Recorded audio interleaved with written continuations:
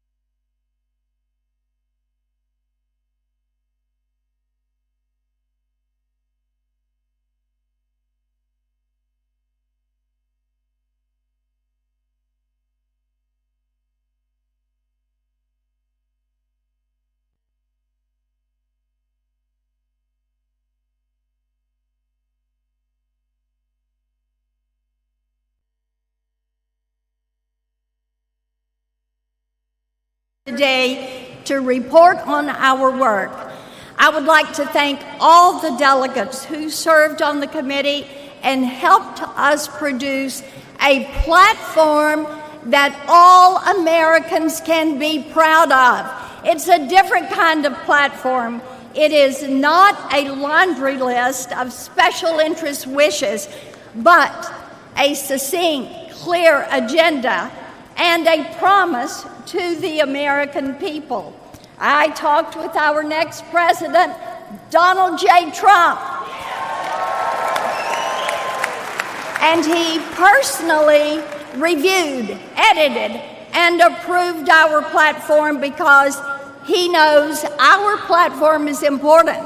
Every American can read our platform and know what we believe and how we will make America safer, stronger, wealthier, and greater than ever before.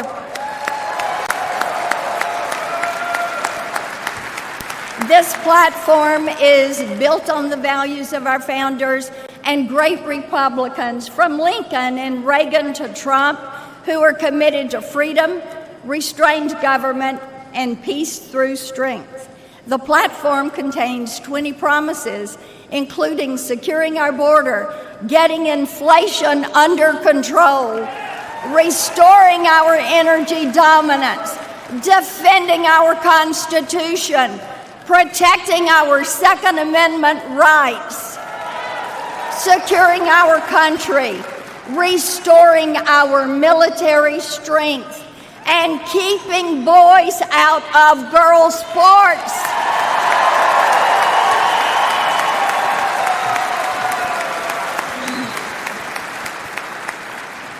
And protecting life for the born and unborn.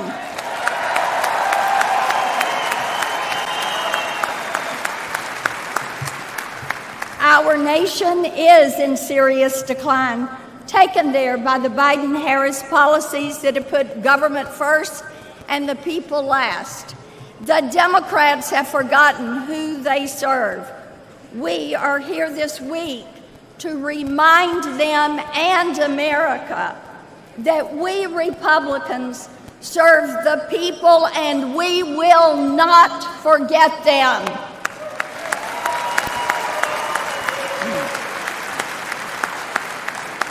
That's why our platform is dedicated to the forgotten men and women of America, and it will unite all Americans. It is of, by, and for the people. Our platform reflects the agenda of Donald Trump and the timeless values that have defined Republicans for generations. So let's unite and support our platform and our next president, Donald Trump.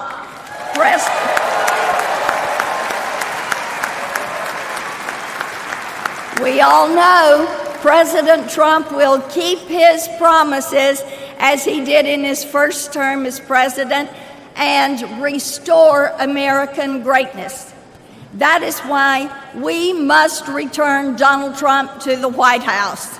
Thank you.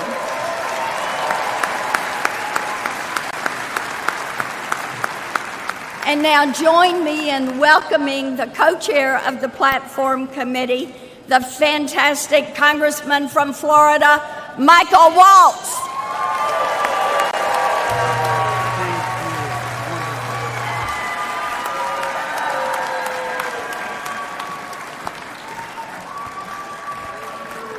Florida.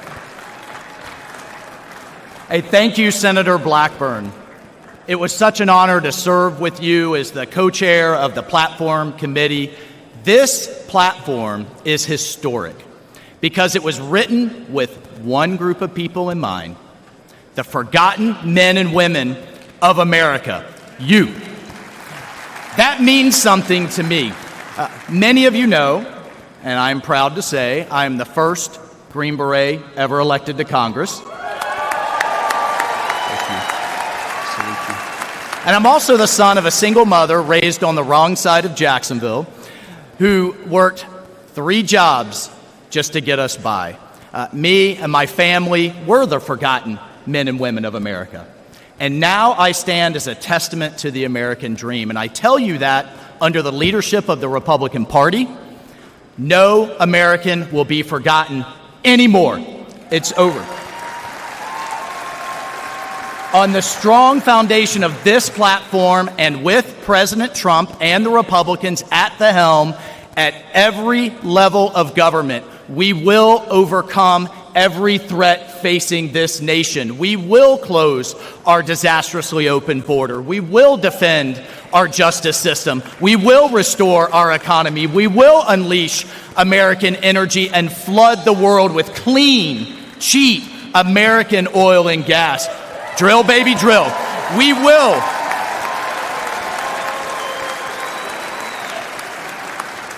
And most of all, we will strengthen our depleted military and make it strong again. Folks, this platform, the leadership of President Trump, we will destroy inflation. We're going to send a cruise missile right into the heart of it, and we will bring back the American dream. Only in America can someone like me stand up on a stage like this. The Republican Party believes in the potential of every American, which is why this platform was personally approved by President Donald J. Trump. So I hope you will join me to support this platform, that we will propel our party and America to victory this November and get Donald J. Trump back in the White House. I thank you. And please join me in welcoming back our awesome RNC chairman, Mike Whatley.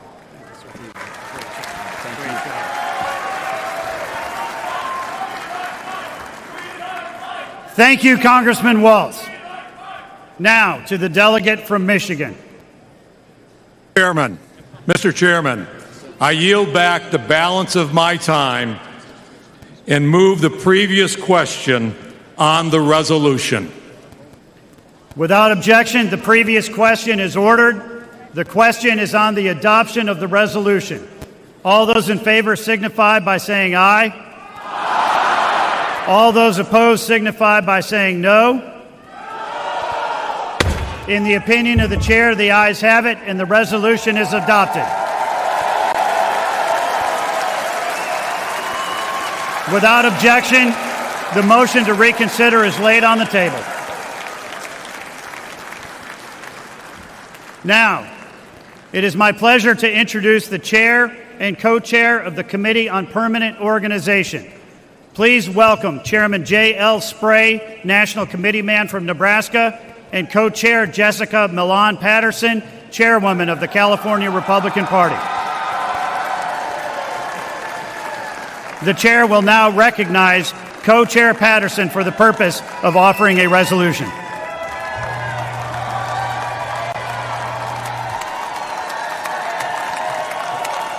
Thank you, Mr. Chairman. I'm Jessica Milan Patterson, the chairwoman of the California Republican Party, and I offer the following resolution and ask for its immediate consideration.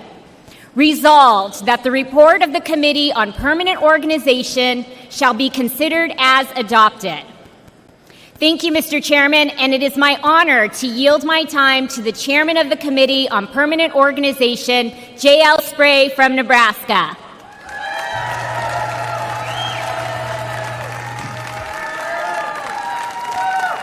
Thank you, Madam Co-Chair. Mr. Chairman Whatley, delegates, and distinguished guests, as the chairman of your Committee on Permanent Organization, I have the distinct honor to present to you the report of the Committee on Permanent Organization. I'd like to begin by thanking the members of the Committee on Permanent Organization, the staff, and volunteers. The committee met last week to recommend to the convention the slate of permanent officers for the 2024 Republican National Convention.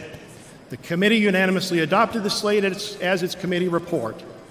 Delegates, you can find a copy of that list in the order of business placed at your seats. You will see that the committee unanimously recommends that the permanent chairman of the convention will be Speaker of the House of Representatives, Mike Johnson of Louisiana.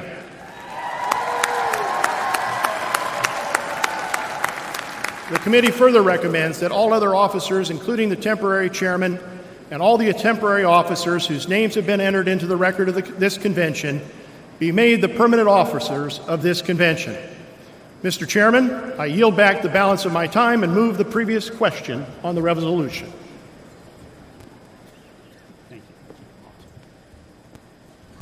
Without objection, the previous question is ordered. The question is on the adoption of the resolution. All those in favor signify by saying aye. Aye. All those opposed signify by saying no. In the opinion of the chair, the ayes have it, and the resolution is adopted. Without objection, the motion to reconsider is laid on the table. At this time, the chair would like to appoint Kelly Johnson from Louisiana to the Escort Committee for the permanent chairman. Thank you. Do I talk now? Kelly. The chair now recognizes the delegate from Louisiana for the purpose of offering a resolution. Mr. Chairman, I'm Gina Gore from Louisiana, and I offer the following resolution and ask for its immediate consideration.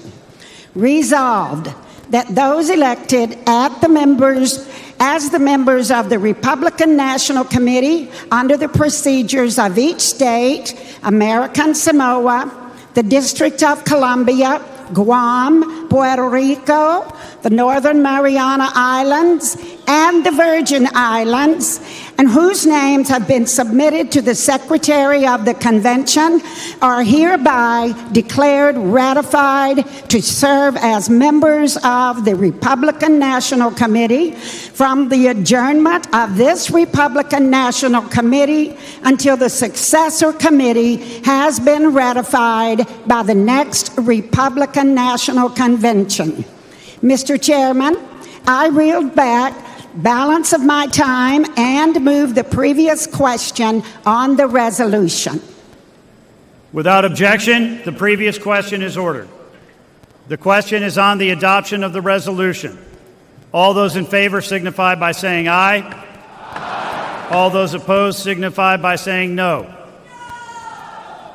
In the opinion of the chair, the ayes have it, and the resolution is adopted. Without objection, the motion to reconsider is laid on the table.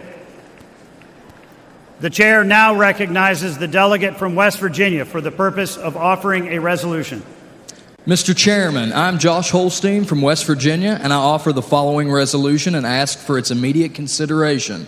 Resolved that the Secretary of the Convention is hereby directed to prepare and publish for the Convention a full and complete report of its official proceedings under the direction of the Republican National Committee, and is authorized to make all necessary clerical, grammatical corrections and to make technical and conforming amendments as necessary in reports, motions, and resolutions considered by the Convention to reflect its actions. Mr. Chairman, I yield back the balance of my time and move the previous question on the resolution. Without objection, the previous question is ordered. The question is on the adoption of the resolution. All those in favor signify by saying aye. Aye. All those opposed signify by saying no. In the opinion of the chair, the ayes have it, and the resolution is adopted. Without objection, the motion to reconsider is laid on the table.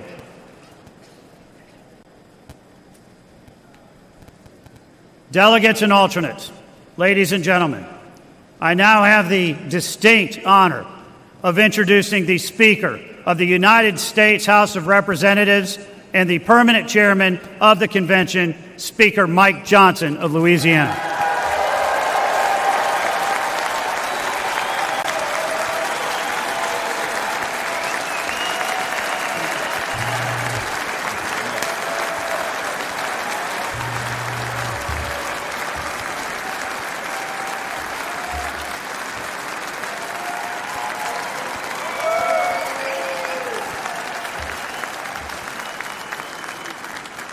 Good afternoon, everybody. It's such an honor to be here. Before we begin, I'd like to remind the delegates of the provisions of the rules, which require that each candidate for a nomination for President of the United States demonstrate sufficient support prior to the presentation of the name of the candidate for nomination.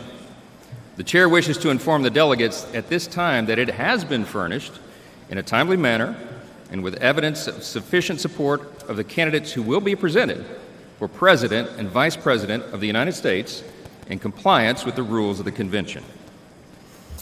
Also, as prescribed under the rules, the total time for nominating speeches and seconding speeches for any candidate for President or Vice President shall not exceed 15 minutes.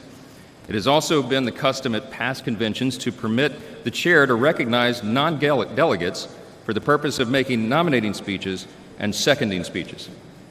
Without objection, the reading of the roll call of states for presenting the names for candidates for nomination is dispensed with, and non-delegates shall be permitted to make nominating and seconding speeches. At this time, the chair now recognizes the delegate from Iowa and the chairman of the Republican Party of Iowa, Jeff Kaufman, for the purpose of nominating. Please give him a warm welcome.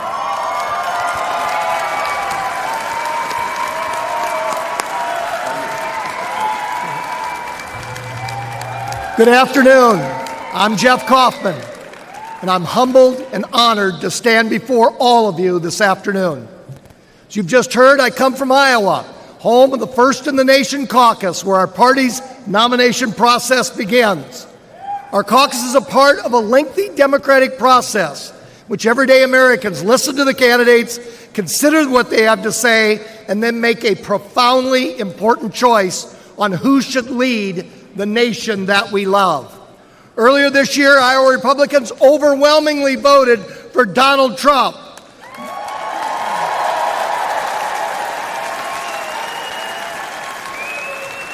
Then the vast majority of Republicans in primaries and caucuses across the nation seconded Iowa's good judgment in a nominee.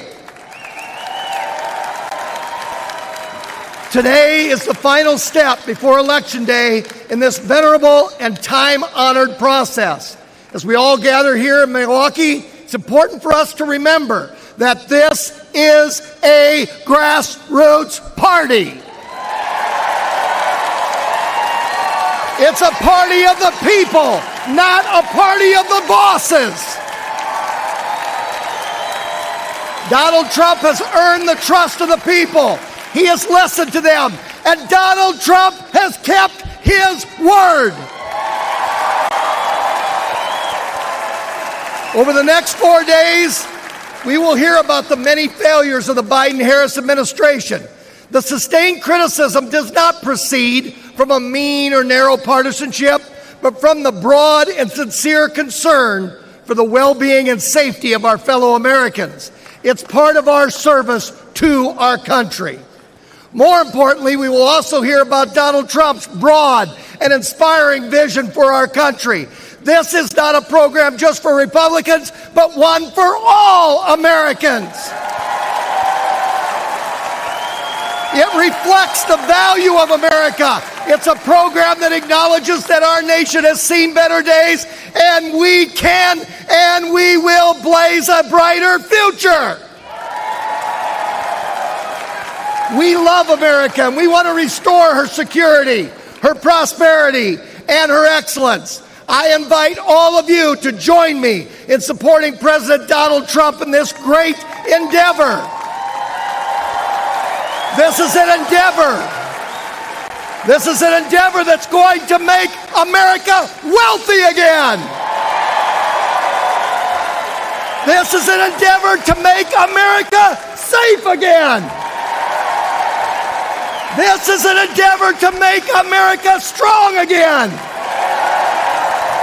And say it with me, fellow Republicans, this is an endeavor to make America great again.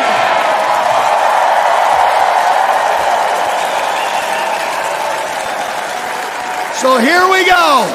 It is my honor to nominate Donald J. Trump for the office of President of the United States.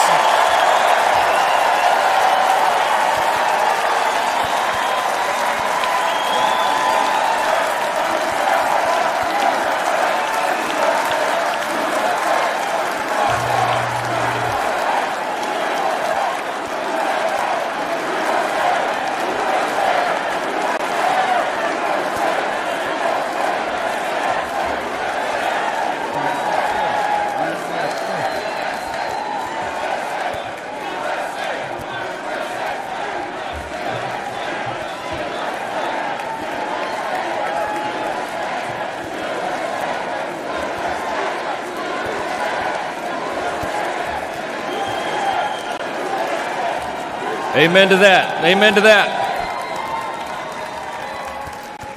The chair now recognizes the delegate from Nevada and the chairman of the Nevada Republican Party, Michael McDonald.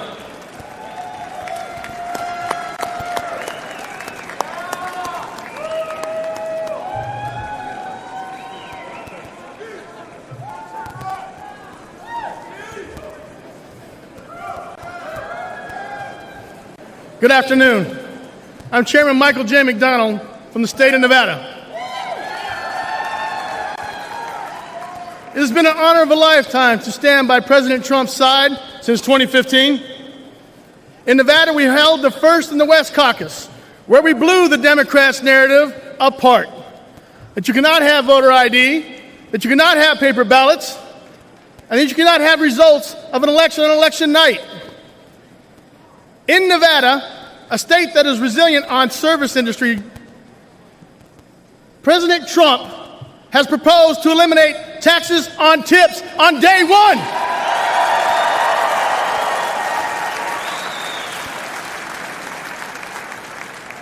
Unlike the Biden-Harris administration and the Democrats that increased taxes on tips,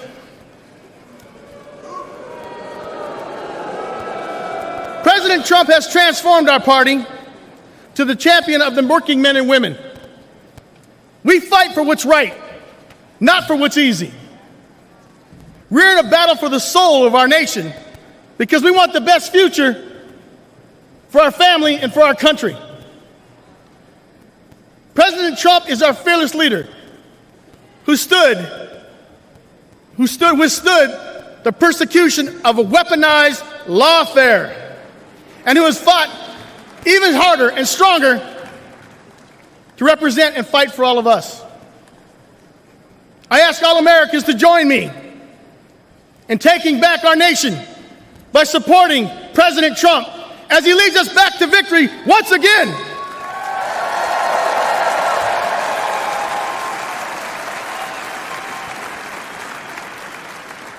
It is my honor to second the nomination of Donald J. Trump for the office of the President of the United States of America.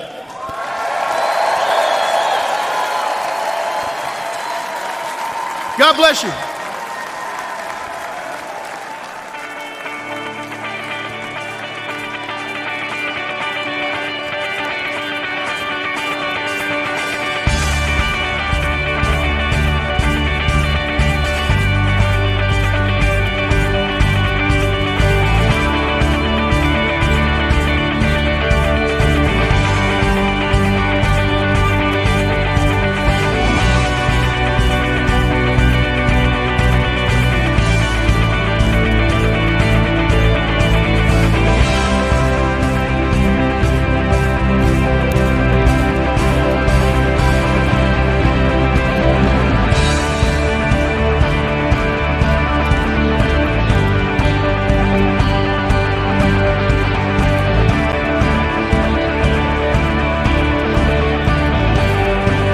The FBI identifying Thomas Crooks as the suspect. Well, the assassination attempt really has enraged Trump supporters and appears likely to overshadow the convention and other events amid fears of further political unrest in the run-up to Donald Trump's rematch with President Joe Biden in November. Now, the convention, as you can see, is attended by about 50,000 Republican supporters. It features televised speeches by rising Republican stars and Donald Trump's choice for a yet-to-be-announced vice presidential running mate. Still waiting to hear who that will be, but also highlights the party's stance on such topics as abortion, immigration, the economy also featuring heavily.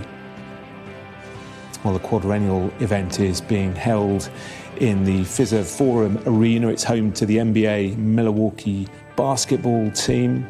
Hundreds of journalists there as well. Party delegates from all 50 states and 6 US territories will officially select nominees for president and vice president at the convention. Let's have a listen in.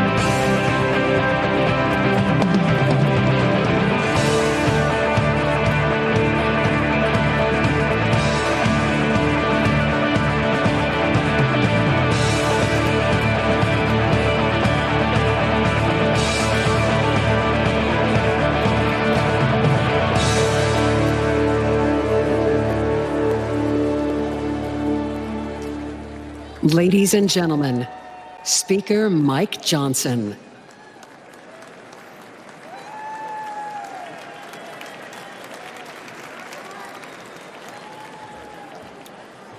We will now proceed with the roll call of the states. As required by Rule 37 of the Convention Rules, during the roll call, the states will be called in the order determined by the Secretary of the Convention. During the roll call, the chairs of each respective delegation or their designee will announce the vote of each state. During the roll call of the states, the Secretary will announce each state and that state's total number of available votes. Additionally, the chair would like to remind all delegates that the Secretary will record delegates' votes in accordance with their obligations under Rule 16 of the Rules of the Republican Party, state law, or state party rules, regardless of the delegation's announcement. The official results from each state are those announced by the Secretary. Lastly, just one reminder. We want to remind all our delegates, our alternates, and guests that maintaining order during the roll call is extremely important. If the convention is not in order, it's difficult for the Secretary or presiding officer to hear the vote announcement. Now, without objection, the complete list of votes recorded for President shall be considered as announced. To conduct the roll call of the states, I'm pleased to announce and introduce at this time our distinguished Secretary of the Convention, Vicki Drummond.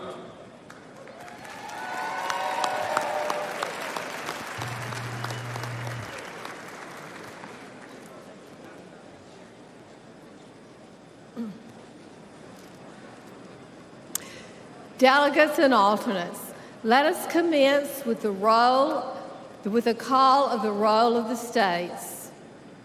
Iowa, 40 delegates. You gotta do it. Madam Secretary, I speak for the delegation from the great state of Iowa, the inspiring home of Caitlin Clark. And Madam Secretary, the great state of Iowa proudly cast all of its 40 votes for President Donald J. Trump.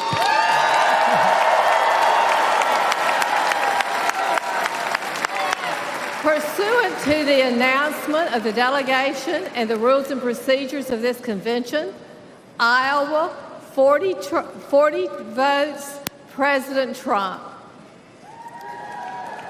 Nevada, 26 delegates. Madam Secretary, the great state of Nevada proudly casts all of its 26 votes for President Donald J. Trump.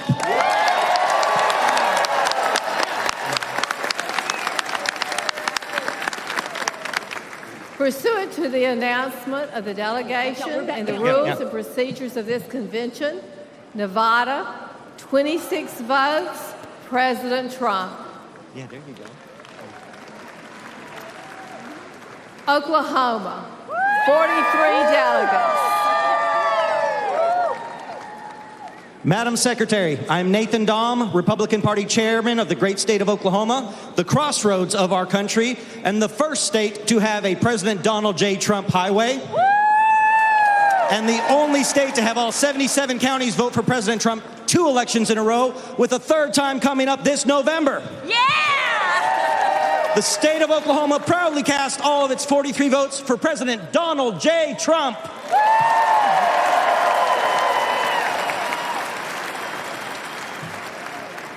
Pursuant to the announcement of the delegation and the rules and procedures of this convention, Oklahoma, 43 votes, President Trump. West Virginia, 32 delegates.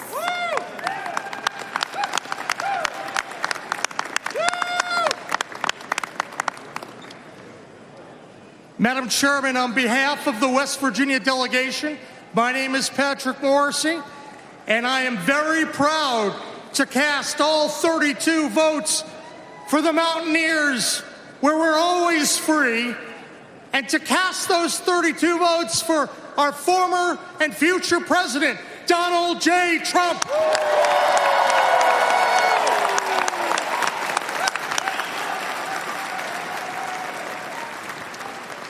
Pursuant to the announcement of the delegation and the rules and procedures of this convention, West Virginia, 32 votes, President Donald J. Trump. New Hampshire, 22 delegates. Madam Secretary, my name is Corey Lewandowski, and I served as President Trump's campaign manager in 2016 for that historic victory.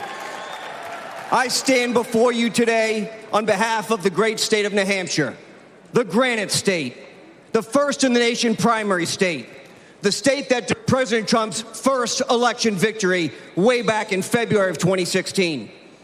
New Hampshire proudly casts all 22 votes for my good friend, the 45th and soon-to-be 47th President of the United States, Donald John Trump!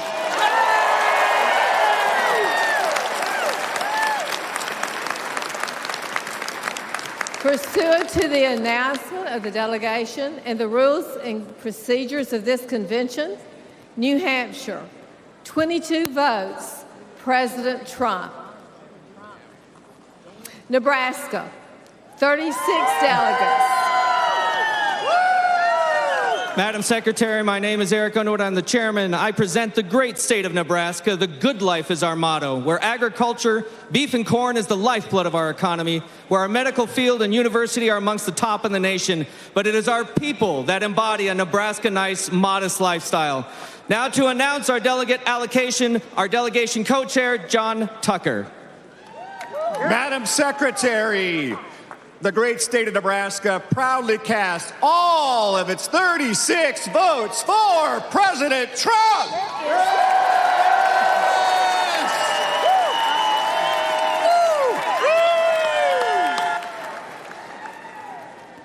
Pursuant to the announcement of the delegation and the rules and procedures of this convention, Nebraska, 36 votes, President Trump. California.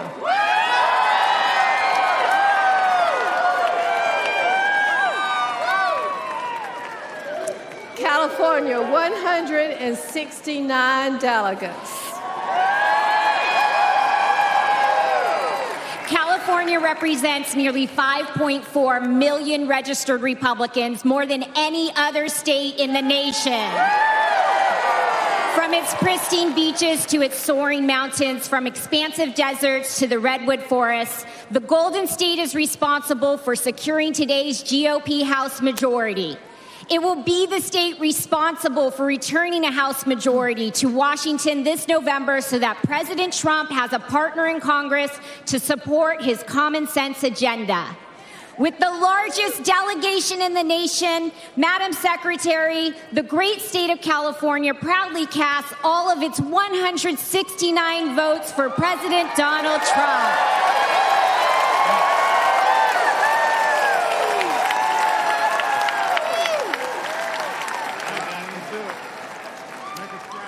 Pursuant to the announcement of the delegation and the rules and procedures of this convention, California, 169 votes, President Trump.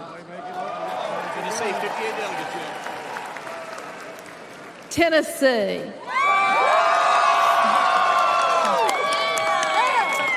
Tennessee, 58 delegates. Thank you, Madam Secretary. My name is Jack Johnson. I have the honor of serving as the Republican Majority Leader in the Tennessee State Senate. On behalf of our delegation chairman, the Honorable Bill Lee, the 50th Governor of the great state of Tennessee, I am happy to report that from the mighty Mississippi, Graceland and Bill Street, to the Grand Ole Opry, to the Great Smoky Mountains, Rocky Top and Dollywood, to Rock City and Lookout Mountain and Bristol Motor Speedway and all points in between, we proudly cast all 58 of our votes for the next President of the United States, Donald J. Trump.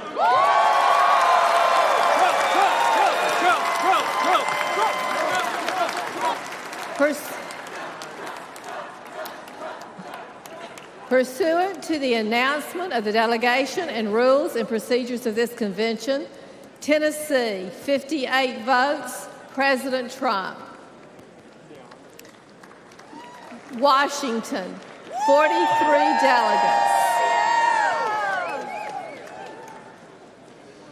Madam Secretary, Washington State, the evergreen state, where the people support law enforcement by allowing them to pursue criminals, where the people support families and children by putting into law a Parents' Bill of Rights, where the people reform taxes so that families and young people and small businesses can thrive. Washington State casts all of its 43 votes for the next president, the past president, Donald J. Trump.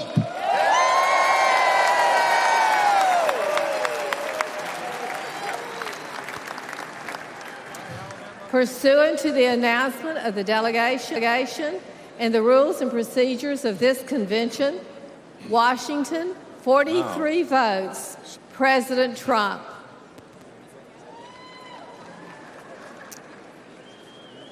Alabama, 50 delegates. Madam Chair, I'm Coach Senator Tommy Tuberville and proud to represent the great state of Alabama, one of the most pro-military and pro-veteran states in the country. Huntsville, Alabama has sent somebody to the moon for the United States in the past. We will do it again in the very near future. We stand for the flag and kneel for God. Amen.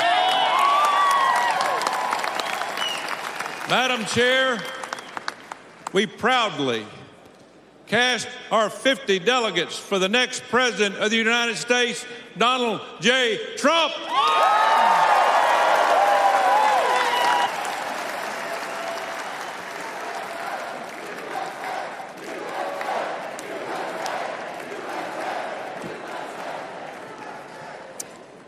Pursuant to the announcement of the delegation and the rules and procedures of this convention, Alabama, 50 votes, President Trump. Massachusetts, 40 delegates.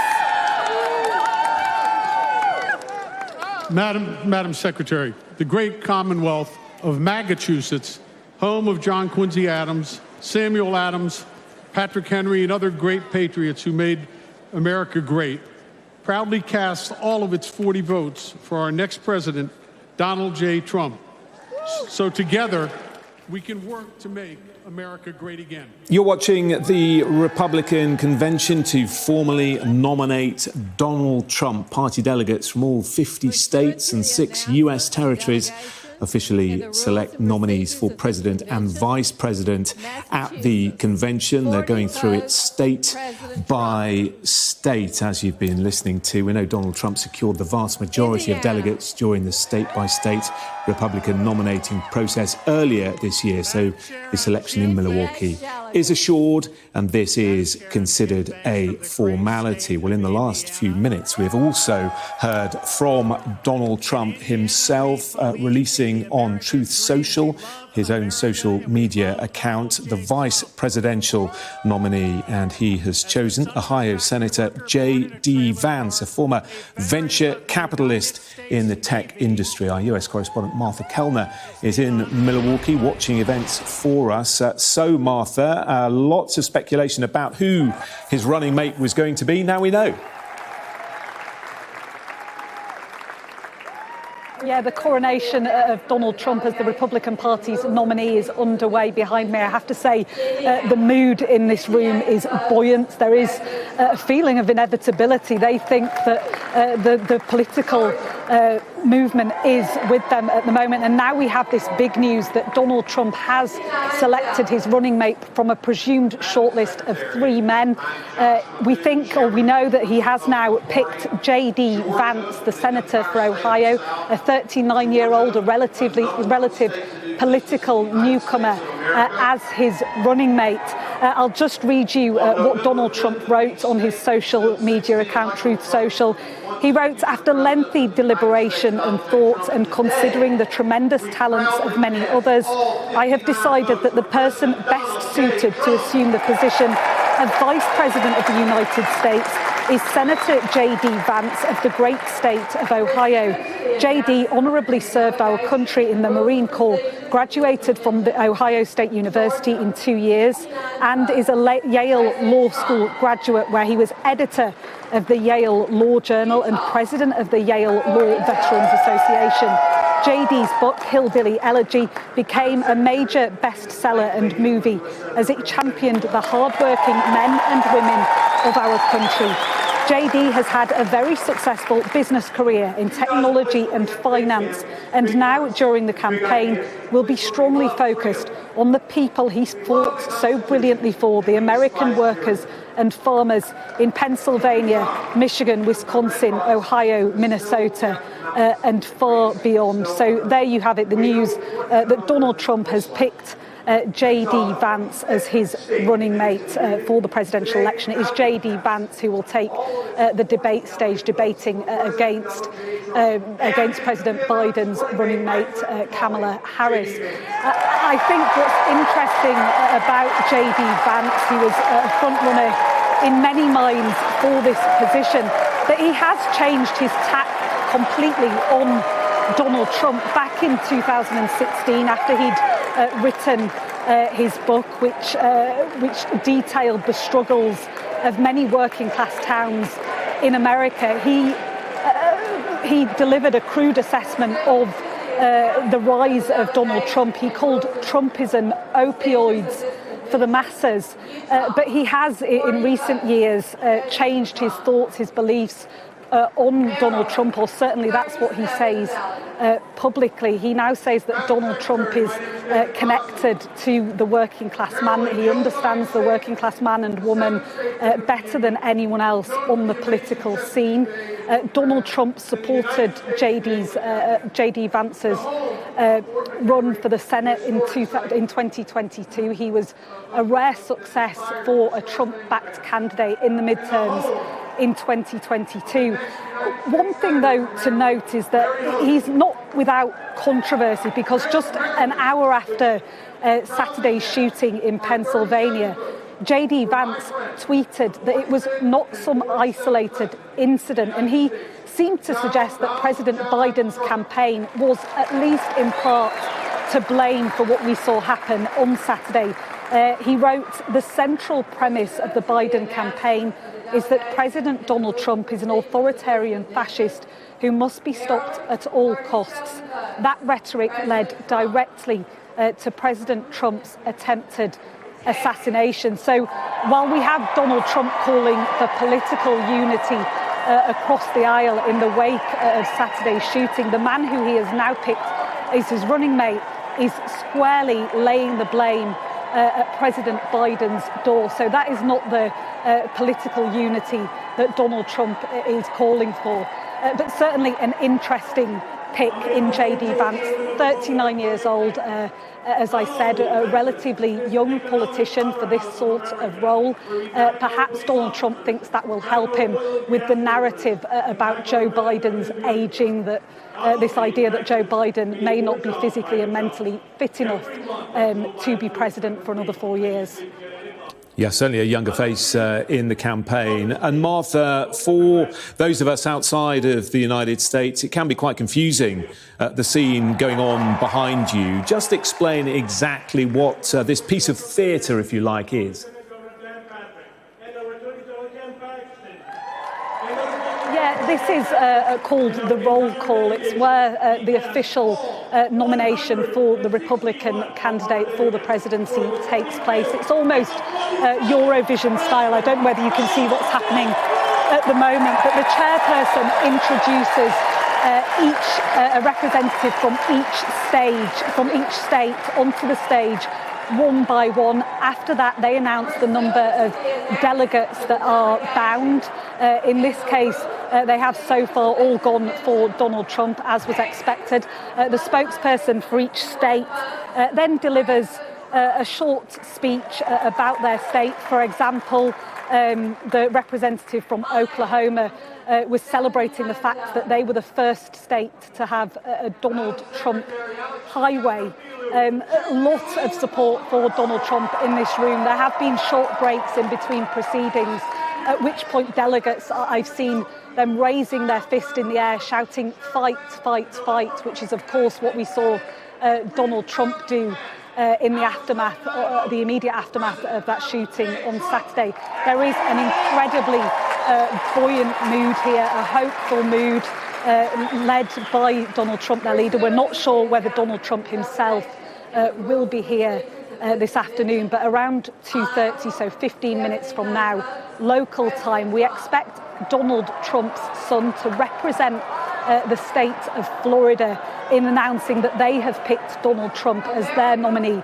That will put Donald Trump over the top. That will make him officially the Republican Party's presidential nominee. It may be a formality, but it is an incredibly significant moment. This, of course, only happens once every 4 years, and in fact, 4 years ago, because of the COVID pandemic, it took place remotely. So we've not seen this since 2016. On that occasion, of course, Donald Trump was also picked to be the nominee.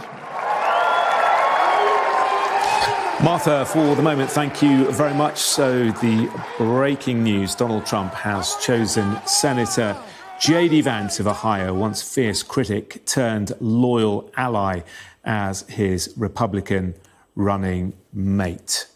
Saying on Truth Social, as Vice President, J.D. will continue to fight for our Constitution, stand with our troops, and will do everything he can to help me make America great again. Congratulations to Senator J.D. Vance, his wife Usha, who also graduated from Yale Law School, and their 3 beautiful children. MAGA 2024. That message posted in the last few moments by Donald Trump. But let's return to those scenes in Milwaukee and listen in. 23rd Psalm place we call home, where 170 years ago, this great party was founded down the road in Ripon, Wisconsin, in a little white schoolhouse. Madam Secretary, the great state of Wisconsin proudly casts all of its 41 votes for Donald J. Trump.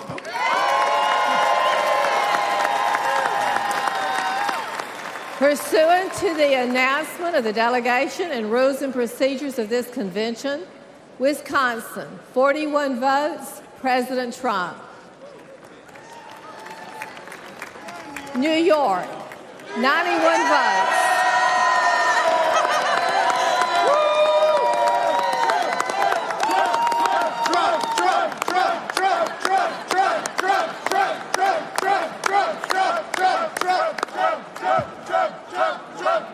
President Donald J. Trump will always be a New Yorker, and New York will always love President Donald J. Trump.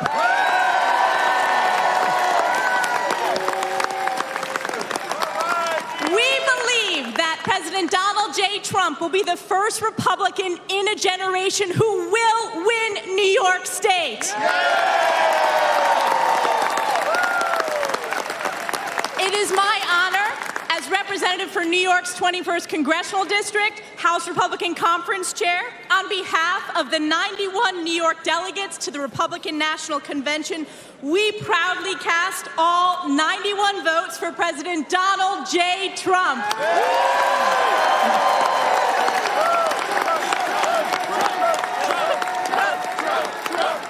Pursuant to the announcement of the delegation and the rules and procedures. So we are now waiting for the 21st state, Florida, to announce Donald Trump as nominee. If that happens, as expected, it's known as the over-the-top moment. It'll be Donald J. Trump being officially crowned as the nominee.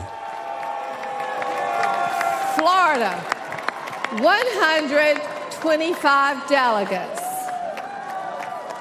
Madam Secretary and everybody in this great city,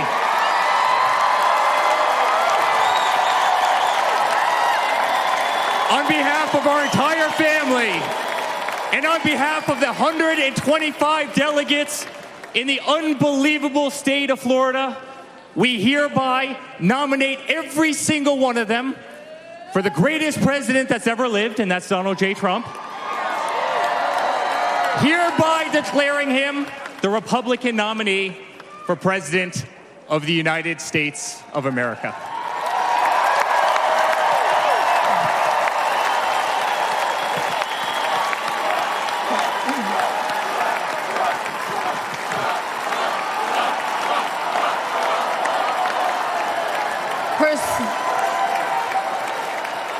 Pursuant to the announcement of the delegation and the rules and procedures of this convention, Florida, 125 votes, President Trump.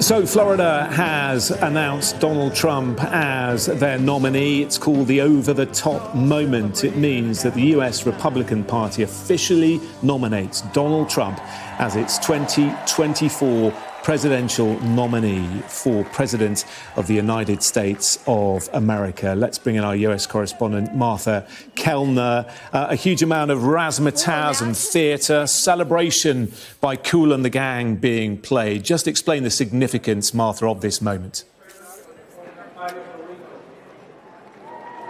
Yeah, it feels like a party mood inside this arena at the moment. I have to say, it feels very buoyant, very united. Something seems to have shifted over the past few days. We just had that over-the-top moment as Donald Trump officially confirmed the Republican Party's presidential nominee. He was joined by his wife, Laura, his brother, Don Jr.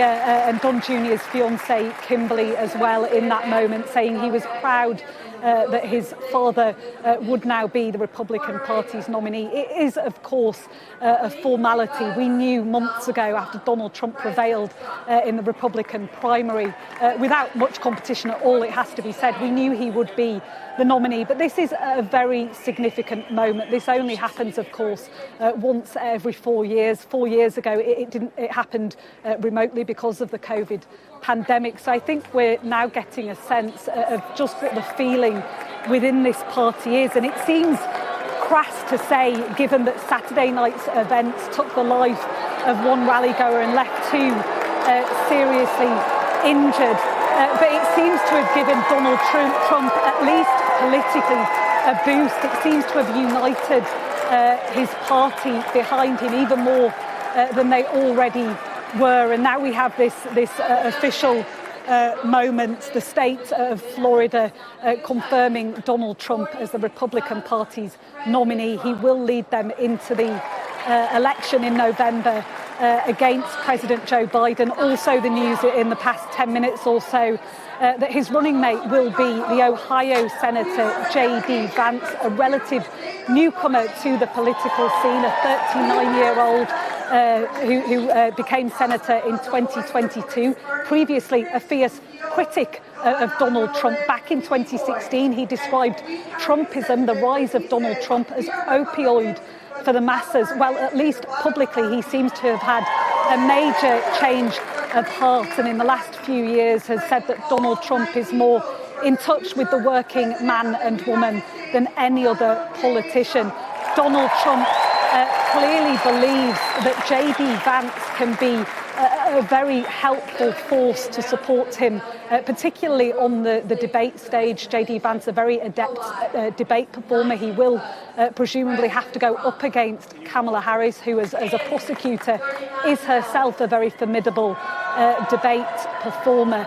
J.D. Vance, though, as I was saying earlier, not without controversy, not only because he seems to have done a total 180 on Donald Trump and on the MAGA movement, but also because in the wake of Saturday's shooting, he wrote on Twitter, I'm just going to get that tweet up, he wrote on Twitter that this shooting wasn't some isolated incident. He suggested that President Biden's campaign was, at least in part, to blame. He wrote that the central premise of the Biden campaign is that President Donald Trump is an authoritarian fascist who must be stopped at all costs. That rhetoric, he wrote, led directly to President Trump's attempted assassination. So while we're seeing Donald Trump calling for political unity across the aisle, we're seeing him almost assume a statesman-like approach to what's happened, calling for that event to bring the country together. You have his vice presidential pick now, laying the blame squarely at President Biden's door. So, Martha, when can we expect to hear from Donald Trump?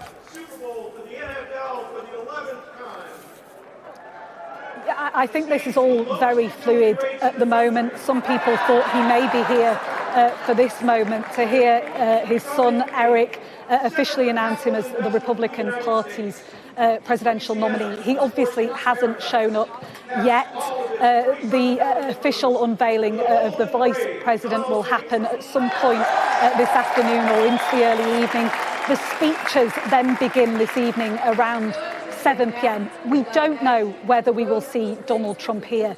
We do know, though, that he is in town. I was at his hotel yesterday as he arrived via motorcade. Usually you'd see Donald Trump when he arrives at hotels at big events like this, stopping to wave to his supporters, to wave to journalists, perhaps a word with a waiting supporter or two. Well, this was completely different. There was a big black curtain that was drawn across the lobby area of the hotel. Donald Trump was snuck in via a back entrance, taken up in a lift directly to his suite. We still haven't seen him really, aside from getting on and off Trump Force One, his private plane. We still haven't really seen him publicly since he was hit by that gunfire on Saturday evening. He has done a very brief interview with a couple of US newspapers. Those journalists remarked that he was wearing a large bandage on his right ear, but certainly he seems to have escaped any serious harm. He was in those interviews invoking God. He was almost spiritual, saying that he can't believe he's here, that he was supposed to be dead. And I think one of the interesting quirks of this is Donald Trump says he was saved by the fact that he was referring, at the point that that gunfire rang out, he was referring behind him to a chart behind him which was showing border crossings, immigration being one of the major rallying cries of the Trump campaign. He had his head slightly tilted. Donald Trump says that saved him, because if it had been a millimetre or two the other way, that bullet would have gone straight in to his head. Clearly, this could have been way, way worse for him. We do have to remember, though, that one of those rally-goers did lose his life on Saturday evening. So while Donald Trump may have emerged politically buoyant and physically not that badly hurt, he does continue to say that his thoughts and prayers are with that man who was killed. Martha, voting still continues behind you, even though we've had the over-the-top moment. Let's listen in. My name is Ben Proto, and I have the honor of serving as chairman of the great state of Connecticut's Republican Party. Connecticut, the Constitution state, the arsenal of democracy, and the home of the two-time, soon-to-be three-time NCAA men's basketball champion UConn Huskies, proudly cast 28 votes for the 45th president and soon-to-be 47th president of the United States, Donald J. Trump.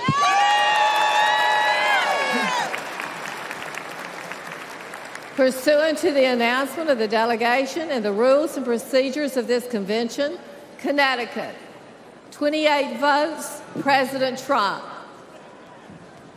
Alaska, 29 delegates. The great state of Alaska pledges all of its 29 delegate votes to Donald J. Trump. The state of Alaska, the largest state in the nation, 2.5 times the size of our fellow state, Texas.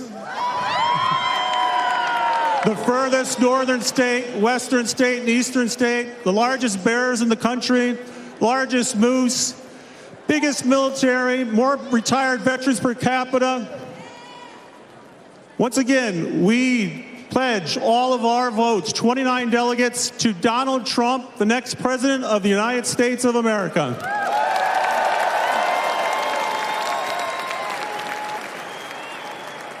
Pursuant to the announcement of the delegation and the rules and procedures of this convention, Alaska, 29 votes, President Trump. Oregon, 31 delegates.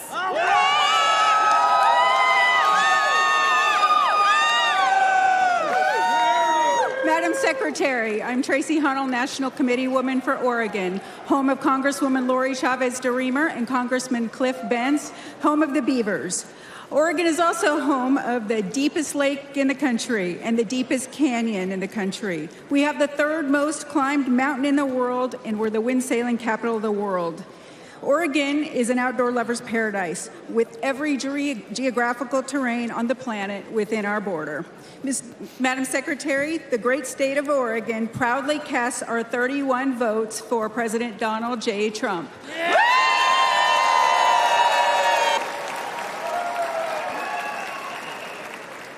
Pursuant to the announcement of the delegation and the rules and procedures of this convention, Oregon, 31 votes, President Trump.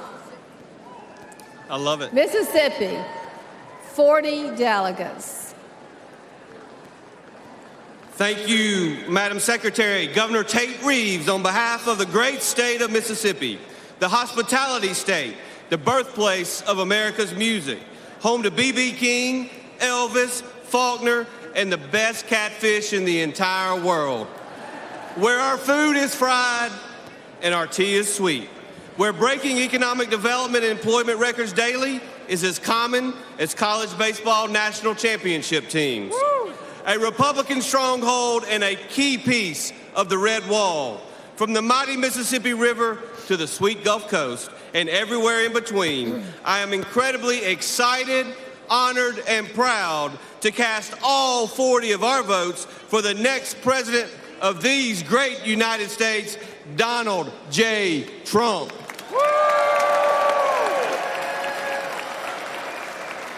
Pursuant to the announcement of the delegation and the rules and procedures of this convention, Mississippi, 40 votes, President Trump. Northern Mariana Islands, 9 delegates. Half a day, John Tiro, Madam Secretary. I am Irene Hall, and I am the National Committee Woman and Delegation Chair of the Northern Mariana Islands. On behalf of the 9 delegates from my beautiful Commonwealth of the Northern Mariana Islands, we are so proud to cast all of our votes for our President, Donald J. Trump!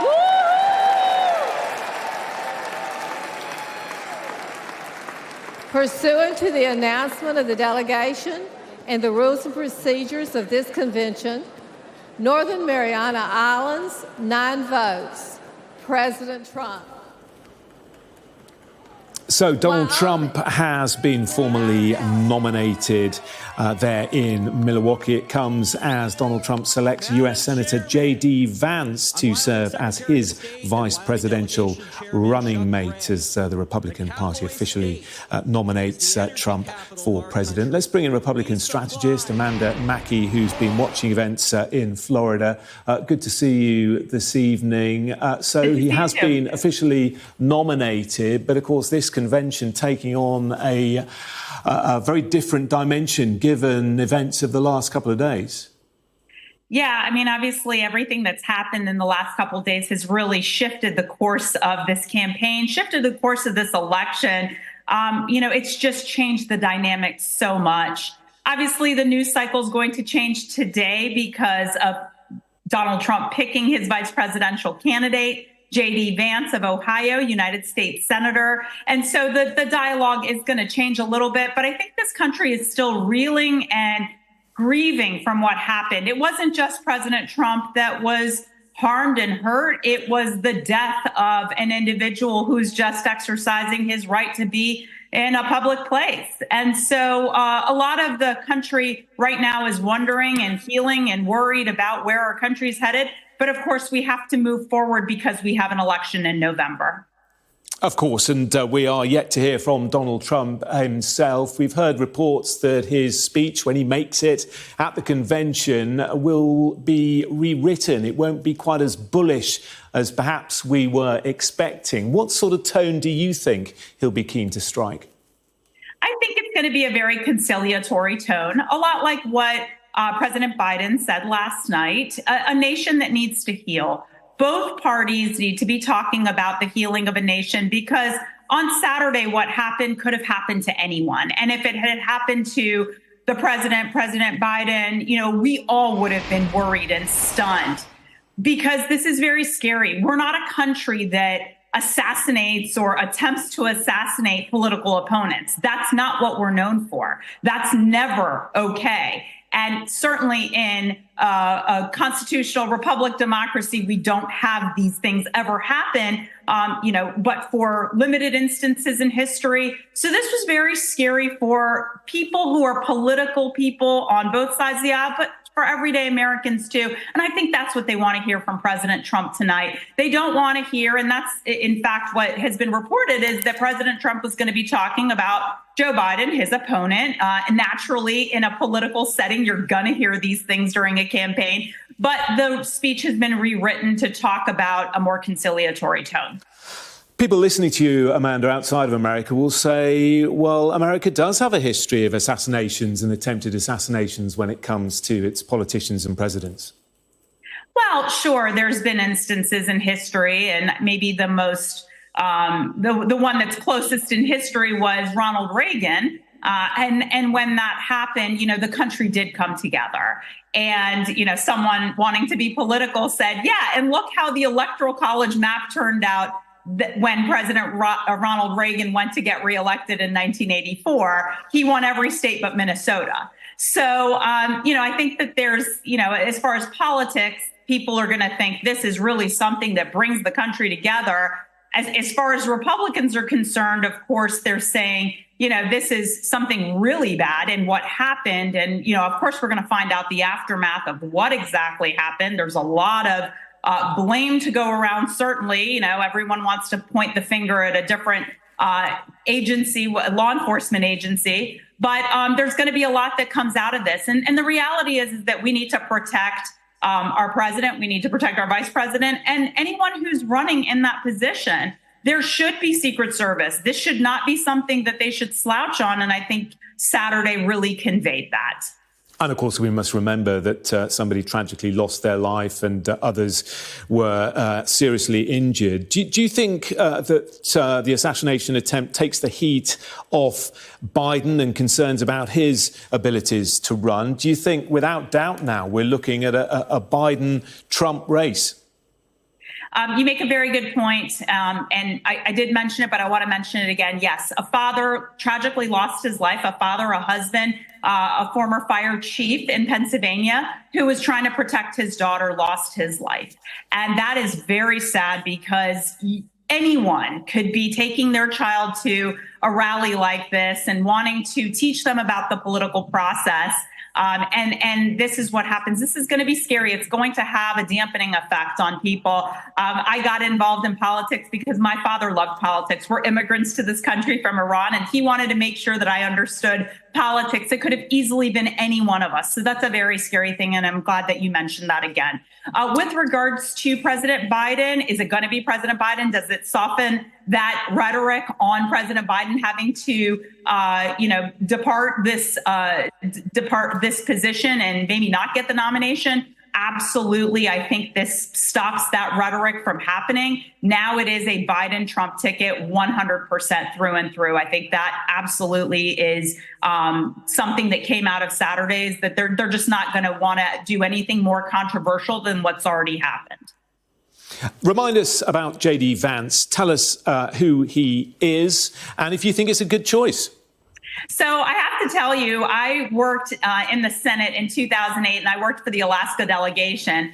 And in 2008, there was a woman named Sarah Palin who a lot of people didn't know who she was. They couldn't even pronounce her name properly. And I remember them calling me and saying, "Who is Sarah Palin?" And I kind of feel a little bit like that with J.D. Vance, because people are calling me and saying, "What is it, J or D? J.D.? How do you say his name?" So there's a lot of people that don't know about him. So I would encourage people to get on Netflix tonight and watch Hillbilly Elegy. It'll tell you a lot about him because it's an autobiographical story of his life. And really what put him on the map in a lot of ways was his amazing American dream story. And this is someone who grew up in rural Appalachia, someone who, which for your viewers, if they don't know, it's among the poorest places in the country, if not the poorest in the United States. Majority of the people live on government welfare. It's a highly impoverished area. And, his mother had a very sordid past, grew up with his grandparents, very difficult circumstances, the way that he grew up. But, like a lot of people in the United States who have to get out of their hometowns because they don't have a promising future staying there, he got out, he joined the military, and ended up going to Yale for law school, where he met his wife. She's of Indian descent, and started his law practice. Ultimately became a United States Senator at the age of 38. And now he's 39 and he's been picked the vice presidential candidate for the Republican ticket. So very incredible American dream stories. Someone who grew up from very humble beginnings to get to where he is. Certainly on the political side, you can see why his pick would be attractive. You have two people at the top of the ticket, the Republican and Democrat ticket, who are, at this point, almost octogenarians. And so you have people that are very much older. So you want to have someone younger, someone who can step in the role and has that youthfulness, but also someone who represents the part of the United States that are typically battleground states. Ohio is certainly always known to be a bellwether, which means Ohio goes, so goes the nation. A lot of Midwestern states that we've been talking about as battleground states, like Wisconsin and Michigan, they may find themselves very much aligned with someone like J.D. Vance, Senator J.D. Vance, who represents Ohio. So there's certainly a political aspect. I think there's a youthfulness aspect. There's a regional aspect to his pick. And let's not discount that Don Jr., the president's son, was very much pushing for J.D. Vance to be the nominee. There was a bit of controversy, there wasn't there, after that assassination attempt, because J.D. Vance did post on social media suggesting that Biden's campaign was at least in part to blame for the assassination attempt. I mean, what did you make of that? I think a lot of people who've been seeing the video footage, and we've all been, glued to our phones since Saturday at 6 p.m. Eastern time when this happened, 6:30 Eastern time, just the video footage has been very difficult to watch because it seems like, why was this not addressed? Why was this shooter? He was in very obvious places that should have been secured, even though they were technically outside the perimeter. So I think a lot of people have thoughts in their minds, and I don't think this is necessarily Republican or Democrat, because we want the protection. The Secret Service protects everyone. They are not politically aligned.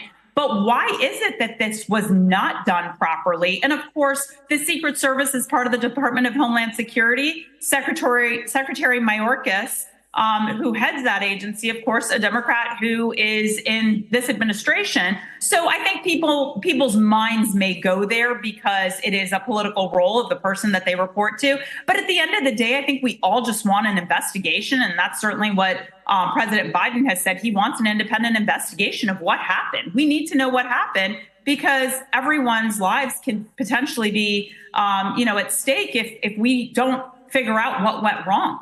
Yeah, still unknown, of course, the motivation of the gunman. We will leave it there. Thank you very much for your analysis, Amanda Mackey. Good to speak to you this evening. The voting still continuing in Milwaukee. Donald Trump has received enough convention delegate votes to become the official Republican presidential nominee, but the votes continue. Let's listen in. to continue to fight and save America with Donald J. Trump. Our votes for Donald J. Trump. Woo big for lead!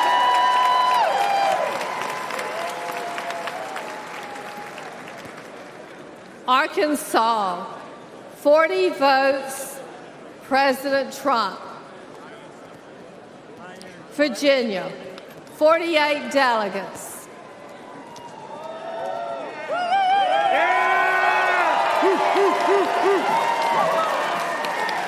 Madam Secretary, on behalf of the great Commonwealth of Virginia, named last week by CNBC as America's top place to do business. Home to 850,000 of the greatest Americans, our military and veteran heroes. Home to Washington, Madison, Monroe, the first governor of the Commonwealth of Virginia, the voice of liberty, Patrick Henry, and home to Thomas Jefferson, who penned the most immortal words that we hold these truths to be self-evident, that all men are created equal, that they're endowed by their Creator with certain unalienable rights, and among them are life, liberty, and the pursuit of happiness.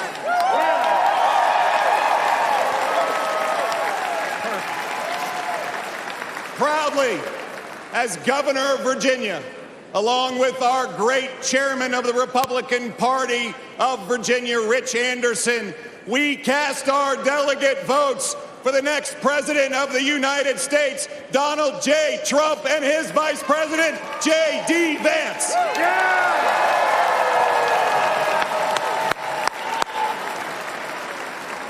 Virginia, 42 votes, President Trump. 6 votes to be cast pursuant to the rules and procedures of the convention. Michigan, 55 delegates.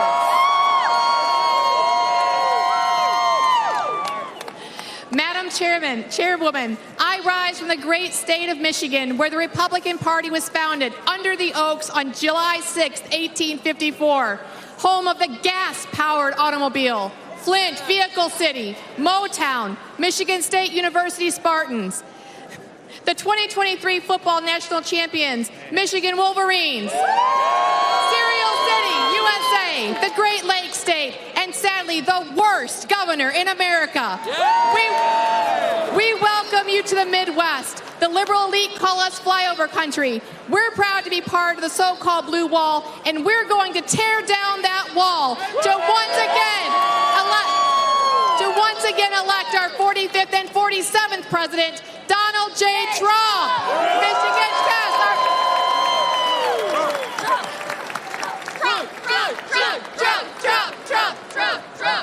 Trump. All right. Michigan, 51 votes, President Trump. 4 votes to be cast pursuant to the rules and procedures of the convention.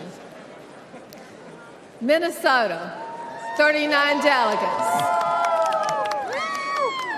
Madam Secretary, the great state of Minnesota, the battleground state of Minnesota, which will elect a Republican for president for the first time since 1972 this year. Minnesota, the first state to fight to preserve our nation in 1861. Today, to preserve our nation again, we Minnesotans proudly pledge all 39 of our delegate votes for our next president, Donald J. Trump.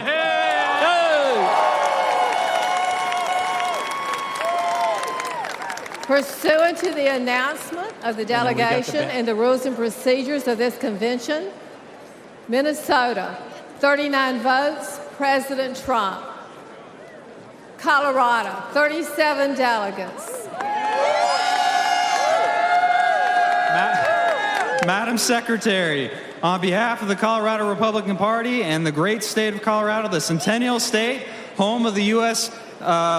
Air Force Academy and Space Command, along with the best Rocky Mountain peaks and powder skiing in the world, I have the honor of announcing that our delegation, with unity and purpose, while responding to our president's call to fight, fight, fight, unanimously votes for the 45th and soon-to-be 47th President of the United States, Donald J. Trump.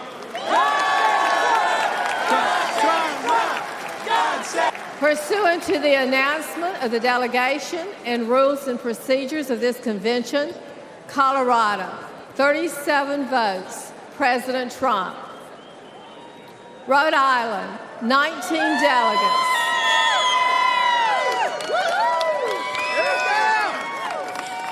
Madam Secretary, the ocean state, where almost 90 years of Democratic control has led to the industrial vandalism of our ocean.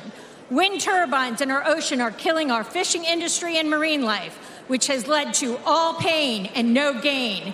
We were the first state to declare our independence from Britain and the last state to ratify the Constitution because we believe in states' rights.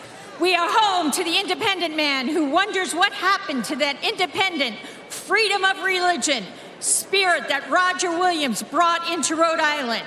Let's bring back the spirit and soul of America with patriotism and intelligence rather than blind, ambitious power.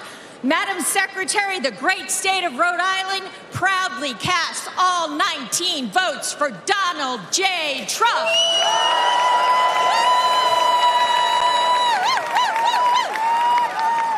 Pursuant to the announcement of the delegation and the rules and procedures of this convention, Rhode Island, 19 votes, President Trump. Pennsylvania, 67 delegates.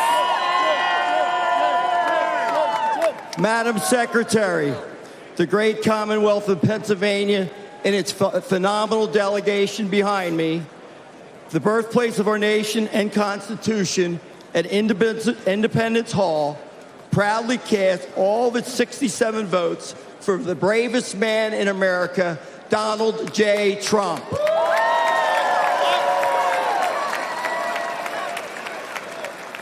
Pursuant to the announcement of the delegation and the rules and procedures of this convention, Pennsylvania, 67 votes, President Trump.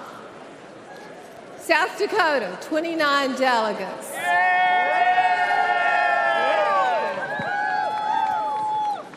Madam Secretary, I'm Larry Roden, Lieutenant Governor of the great state of South Dakota. I'm proud to speak on behalf of myself and Governor Noem and our delegation. We represent the freest state in a nation built on the principles of freedom.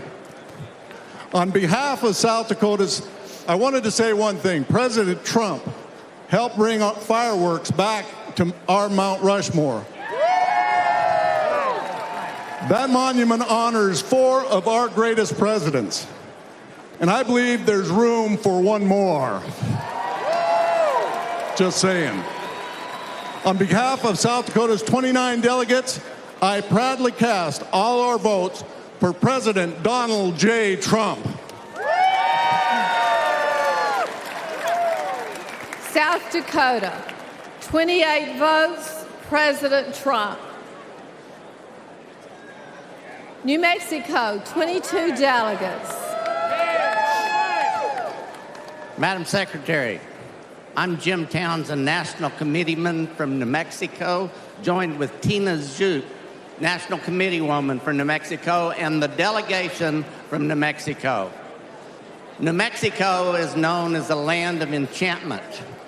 We remember well when our citizens flourished and jobs were always available.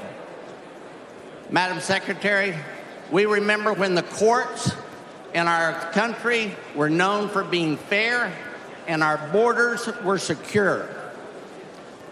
Madam Secretary, we also remember who was responsible for that and who worked hard for America. That's why today, New Mexico casts all 22 votes for the next president of the United States, Donald J. Trump.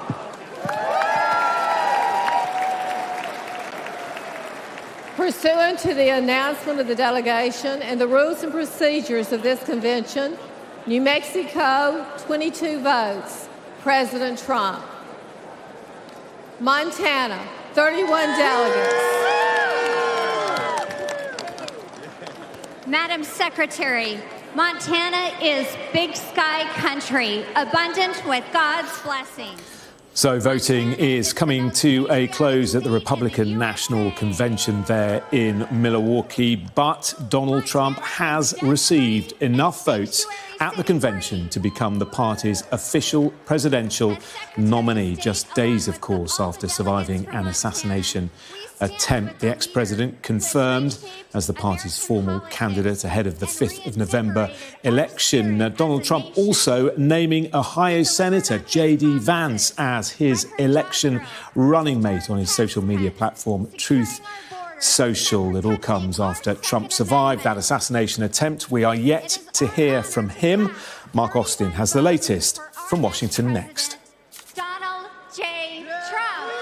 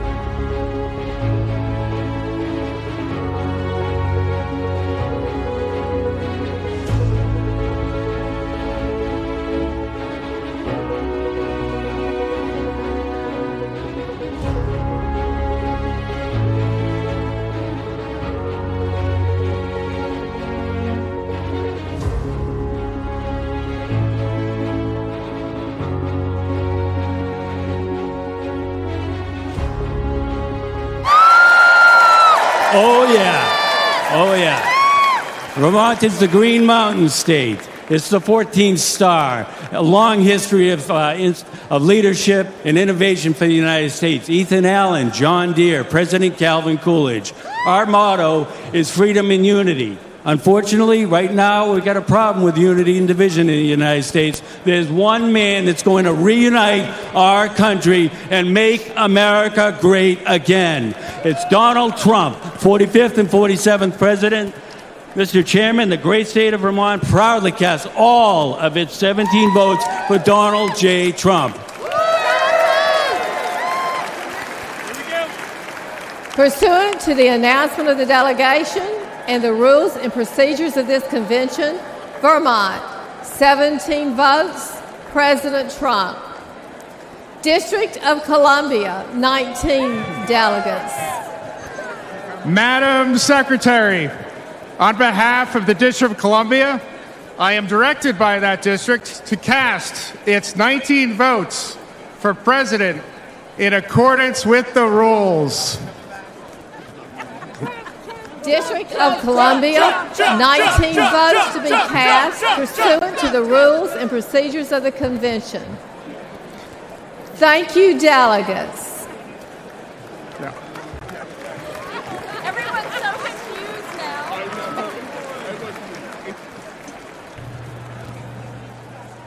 Ladies and gentlemen, Speaker Johnson.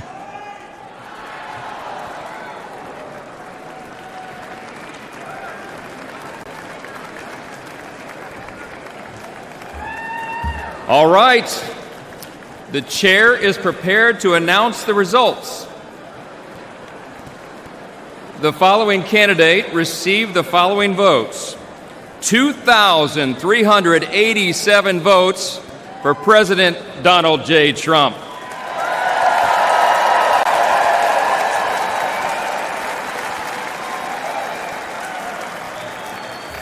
Let's make it official. Accordingly, the chair announces that President Donald J. Trump having received a majority of the votes entitled to be cast at the convention, has been selected as the Republican Party nominee for President of the United States.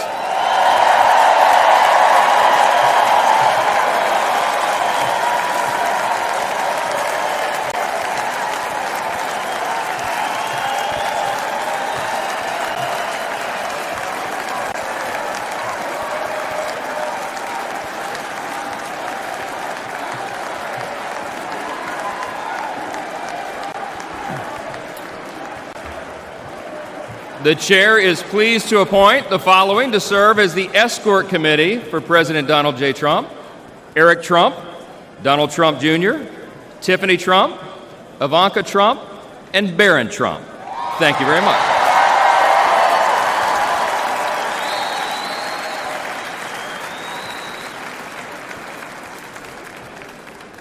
Ladies and gentlemen,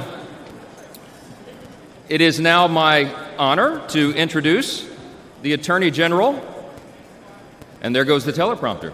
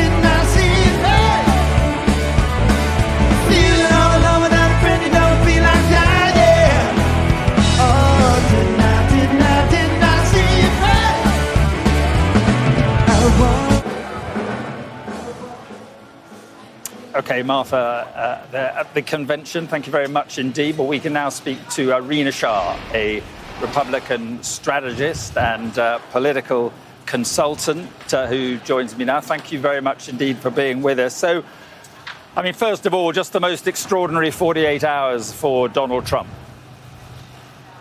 Oh, this is a moment in time that I don't think many of us in the political arena will forget.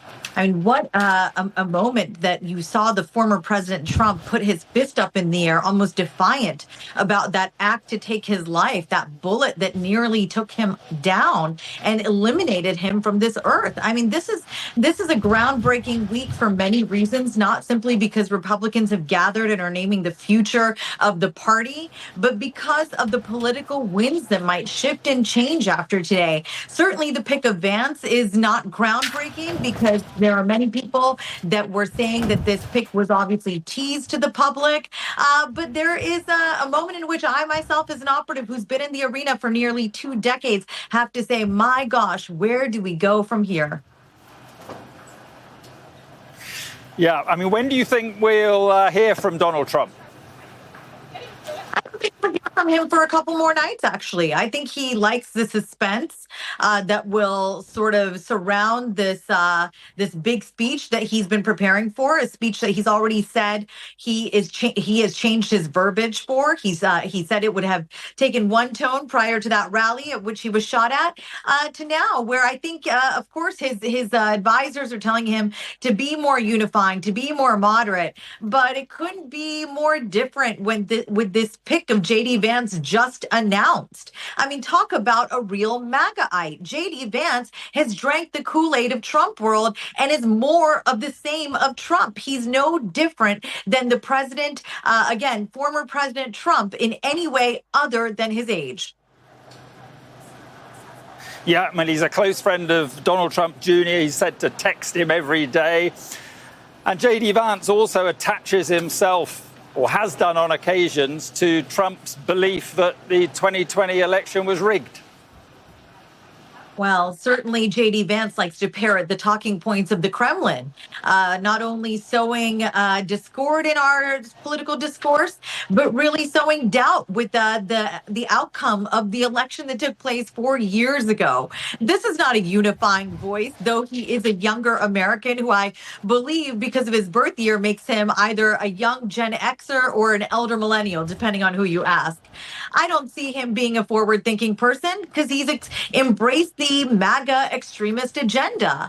And look, moderate Republicans don't have that much to get excited about here. Is this a guy that is going to turn out independently minded suburban women?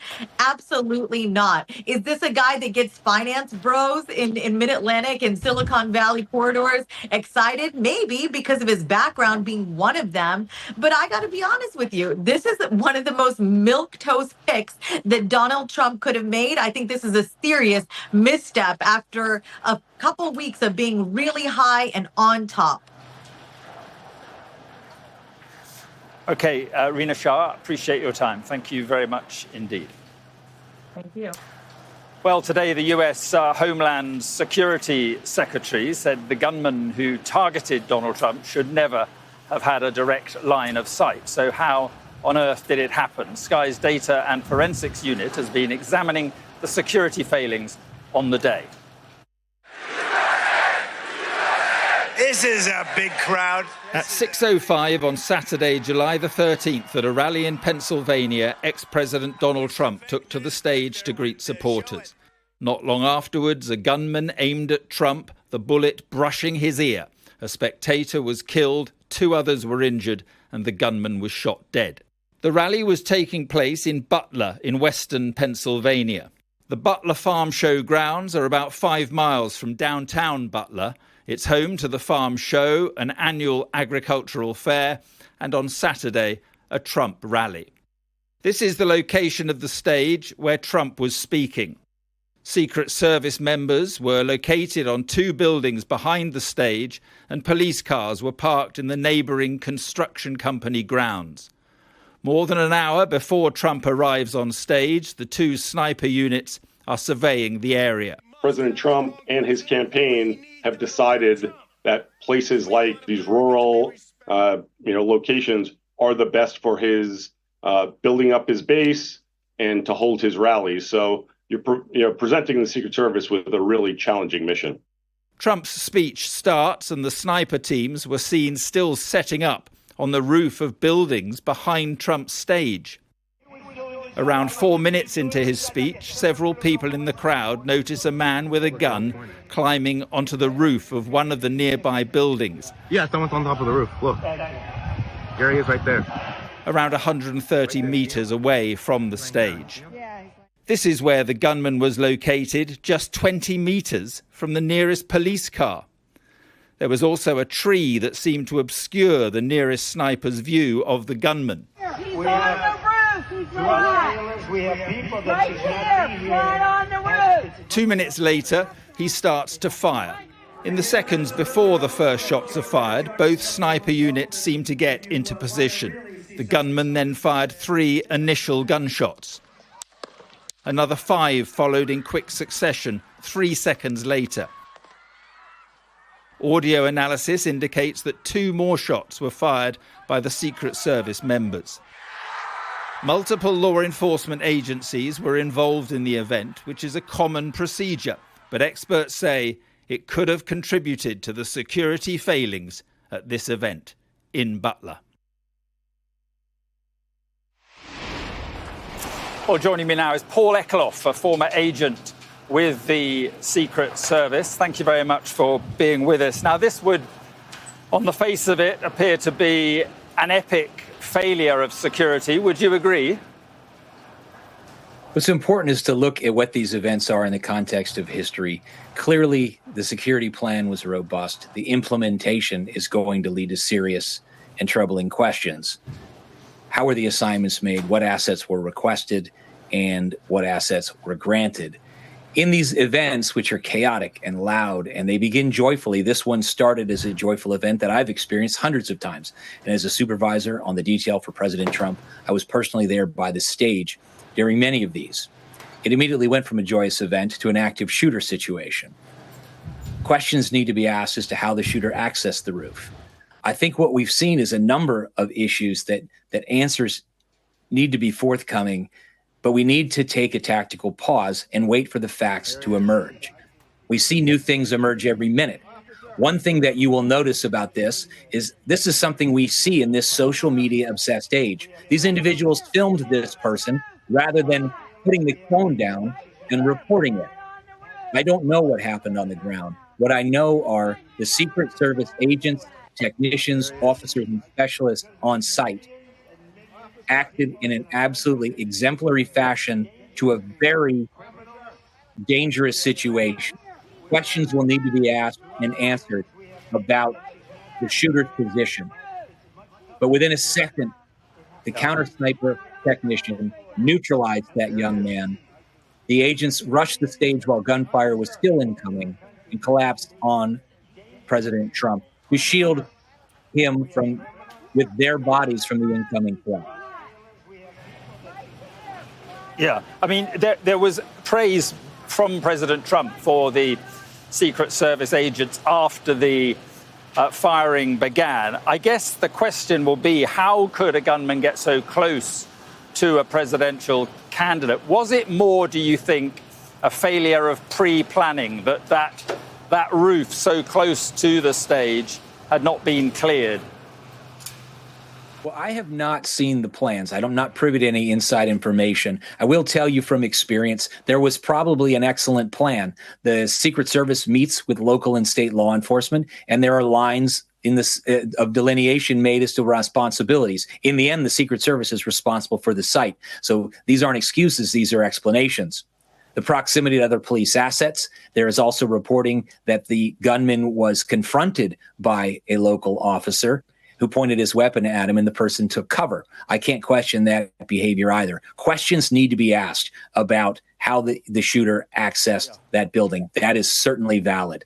But the partnership between the Secret Service and the local assets and state assets is critical. The Secret Service only has 3,100 agents. They have been the subject to the same social pressures of defund the police and defame the police as any law enforcement agency in the world. In this case, they had a robust plan. There appears to be some errors, obvious errors in the implementation. But the men and women on the ground that day, with extensive levels of experience, special teams from the counter snipers, the counter assault, and various other members, acted with muscle memory.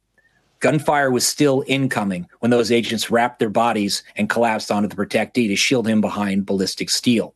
They then had to assess the situation to make sure there wasn't an ongoing active shooter or they weren't being flushed into a more dangerous site. It's interesting to note that the shooter's car and his home, they found explosive matter. I don't know any details of what kind of explosives were found or if they were active or functional.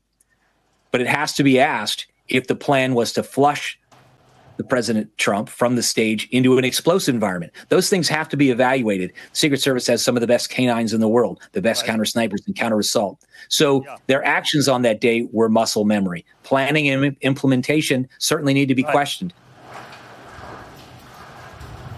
Paul, I sorry to interrupt you. We've got a minute left, but just looking forward, do you think this means that security going forward in this campaign will be checked and rechecked, particularly in relation to Donald Trump? Absolutely, but I don't think it will be limited to Donald Trump. I think you will see a top-to-bottom reevaluation of protective postures, of assets, of support, whether that's tools, material, personnel. I think you will see a beefing up of security. I think you even saw today the Queen and King of England ushered out of a protective site. And I would guess, as an experienced security personnel, that was due to a heightened sense of security alerts around the world, that protective operatives the world over are going to be looking over their shoulders and be assessing things. And the Secret Service has a history of growing from incidents, the last one 43 years ago, tragically with the assassination attempt on President Reagan, and the prior history of political violence in America. And the Secret Service has an adaptable model, capable personnel, and they will be making changes. I guarantee you, I can't speak for them, but they are asking more questions than anybody today. Okay. Paul Eckloff, thank you very much indeed for coming on the programme. Thank you. Yes, sir. I just wanted to bring you a statement from the Democratic Party, the Democratic National Committee chair, talking about J.D. Vance as the vice president pick for Donald Trump. And he says, this is the most consequential election of our lifetimes. And with Donald Trump's decision today to add J.D. Vance to the Republican ticket, the stakes of this election just got even higher. J.D. Vance embodies MAGA with an out-of-touch extreme agenda and plans to help Trump force his Project 2025 agenda on the American people. He goes on to say, Vance has championed and enabled Trump's worst policies for years, from a national abortion ban to whitewashing January the 6th to railing against Social Security and Medicare. Let's be clear, it goes on, a Trump-Vance ticket would undermine our democracy, our freedoms and our future. There is so much on the line, and it's more important than ever that we re-elect President Joe Biden and Vice President Kamala Harris this November. That statement just in from the Democrats about J.D. Vance. Now, the small city of Butler in Pennsylvania fell under the international spotlight after that attempt on Donald Trump's life. So is this community of just over 13,000 people, and indeed the country, united or divided after this latest example of political violence? Our US correspondent Mark Stone has been speaking to voters in Butler. Mark, a very good afternoon. From a small community not far from Butler. Butler is to the north of Pittsburgh, here in the far west of Pennsylvania. And the community of Bethel Park is just to the south of Pittsburgh, around about a 45-minute drive from Butler. This is where Thomas Crooks, the man who tried to assassinate the former president, was from. This is his home behind me. And through the course of today and yesterday, it has been a scene of frenetic activity as the FBI has been trying to establish who this man was, what his motive was, and whether or not he acted alone. 2 summers ago, he was the high school graduate. Thomas Crooks. Now, he's the man who tried to kill a president, to change the course of American history. His family home in Bethel Park is now a crime scene, just south of Pittsburgh. It's about 40 minutes' drive from the spot where he took the shots. The FBI are leading the investigation. More than a dozen guns were found in a search of the house, and it's been revealed that Crooks' father called the police after the shooting to say that he was worried that his son and gun were missing. They are piecing together his movements and his motive. Publicly, at least, they've revealed very little about either. Those who know him remember a bright, respectful, quiet man. I want to say he was a loner more because he was quiet, but like he was just bullied. Like he was bullied so much. Like this is where I live. Like the fact that it's coming out of here is just mind-boggling. Never would have thought that. Investigators have, we're told, been unable to identify an ideology that could have inspired him. We know he's registered as a Republican and yet donated once to a left-leaning political group. He was certainly not overtly political. But beyond the unknowns, here is the bigger picture. This past weekend has jolted a nation already politically fractured, siloed. In a more stable environment, the shooting might prompt introspection, but it doesn't feel like it here. Signs of the fevered debate are all around. The election is just 3.5 months away. Ginny and Barry Warthier have lived in the area for 51 years. At first glance, their flag looks like it's for Trump, but it's not. Their message is a different one. There it is. Jesus 2024, make our country godly again. It's a play. It's different, yes. It's a prayer. And this morning, some woman even stopped and said, could I take a picture of your flag? We need this, people to see this. Yeah. So we do need to get back to where we were. We've never had rhetoric like this in my 75 years. Never. You're worried? Yeah, we are worried. I mean, we have great-grandchildren, grandchildren. What's their future like? The fist is a mark of the man, defiance that will prompt different interpretations across the country. Donald Trump's brush with the bullet has reframed so much here. And look, Mark, publicly at least, I think the authorities are revealing very little. I mean, this investigation has clearly several strands. There is the investigation into what went wrong in terms of the Secret Service operation, relatively textbook after the shooting, but before it, as you outlined, so many mistakes were made. But the other key part of the investigation surrounds the gunman.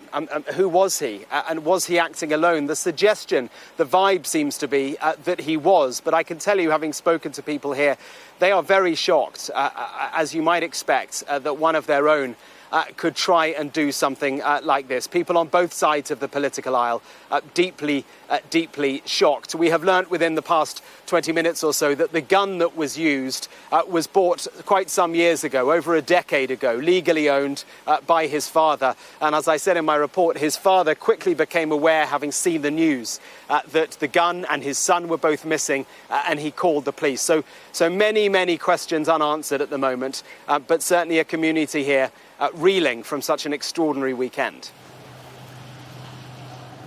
Right, and Mark, while we've got you, a significant development in one of the legal cases involving Donald Trump. Yeah, look, it's so hard to keep up with events at the moment. So many different moving parts. And this morning, the bombshell news that one of the 4 cases against Donald Trump has evaporated. In a puff of smoke, it's gone. Because the judge down in Florida, who was in charge of the secret documents case, has dismissed it. She says that the appointment of Jack Smith, the Department of Justice appointment of him as a special counsel to look into that case was unconstitutional. And so the case has gone. And this was a huge case. I remember being in Miami last year when he was indicted, the first ever indictment of a former president, a circus in downtown Miami, as he was forced to appear in court and face those charges that he had taken secret documents from the White House to his Mar-a-Lago home. And this really was the most serious of the cases, in a sense. There was a smoking gun. He had admitted, and it was on tape, that he'd taken the documents, that he knew he wasn't supposed to, but that he did anyway. A smoking gun case, a slam dunk against him, some said, and yet now it has gone. And you know, I've just been looking back at all the cases, so many against him, so many confusing developments. It's just one of several cases. He was already awaiting sentencing after being convicted of those 34 felony counts for altering business records. That was the New York case, convicted there, but awaiting sentencing. That sentencing now delayed as a consequence of a Supreme Court decision. There is, of course, the trial I've just been talking about, the secret documents case. That's gone. In Georgia, there is a case on ice. That is the accusations that he interfered with the results of the last election in that state. That case is on ice. It won't come before the election. And then the election subversion case over January the 6th. That is a federal case in New York. That too on hold while this after a Supreme Court decision. OK, Mark, thank you very much indeed. And I just want to update you now on a social media post by Robert F. Kennedy Jr., who is running as an independent in the presidential election. Amid reports that he could drop out of the race and endorse Donald Trump, he's just written this on his social media site X. Lots of rumours going around about my meeting this morning with President Trump. Our main topic was national unity, and I hope to meet with Democratic leaders about that as well. No, I am not dropping out of the race. You're watching The World with me, Mark Austin, live from Washington. Still to come, who is Donald Trump's new running mate? We'll be hearing more about J.D. Vance. And more reaction from inside the RNC in Milwaukee.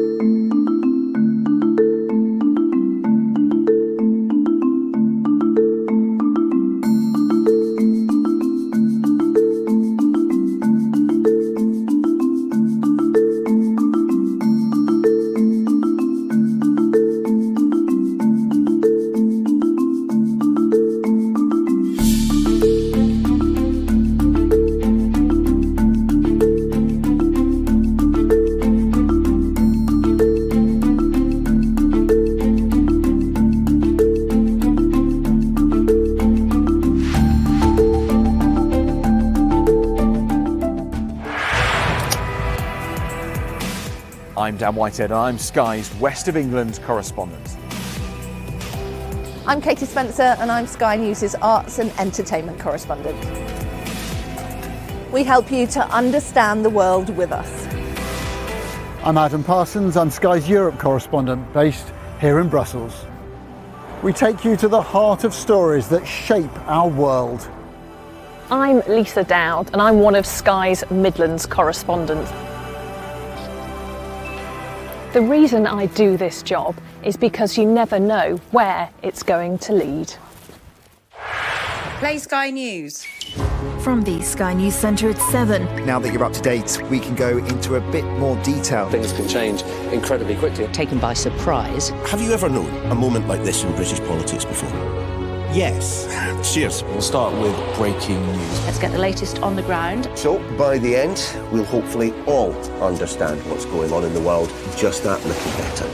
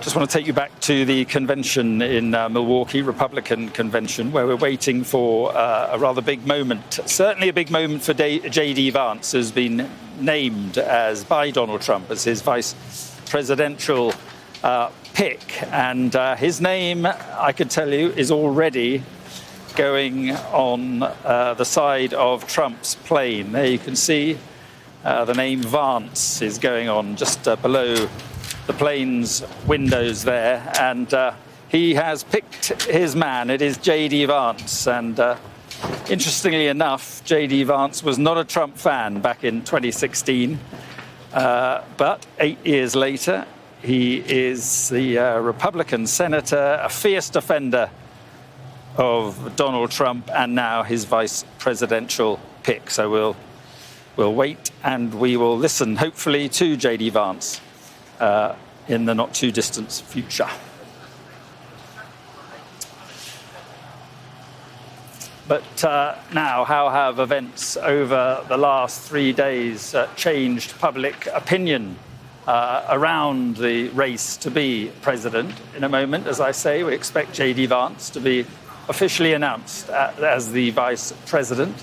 But let's speak now to Ian Bremmer, who is an American political scientist and author. Good evening, and good to talk to you. And what impact do you think the last 48 hours will have when it comes to polling day itself?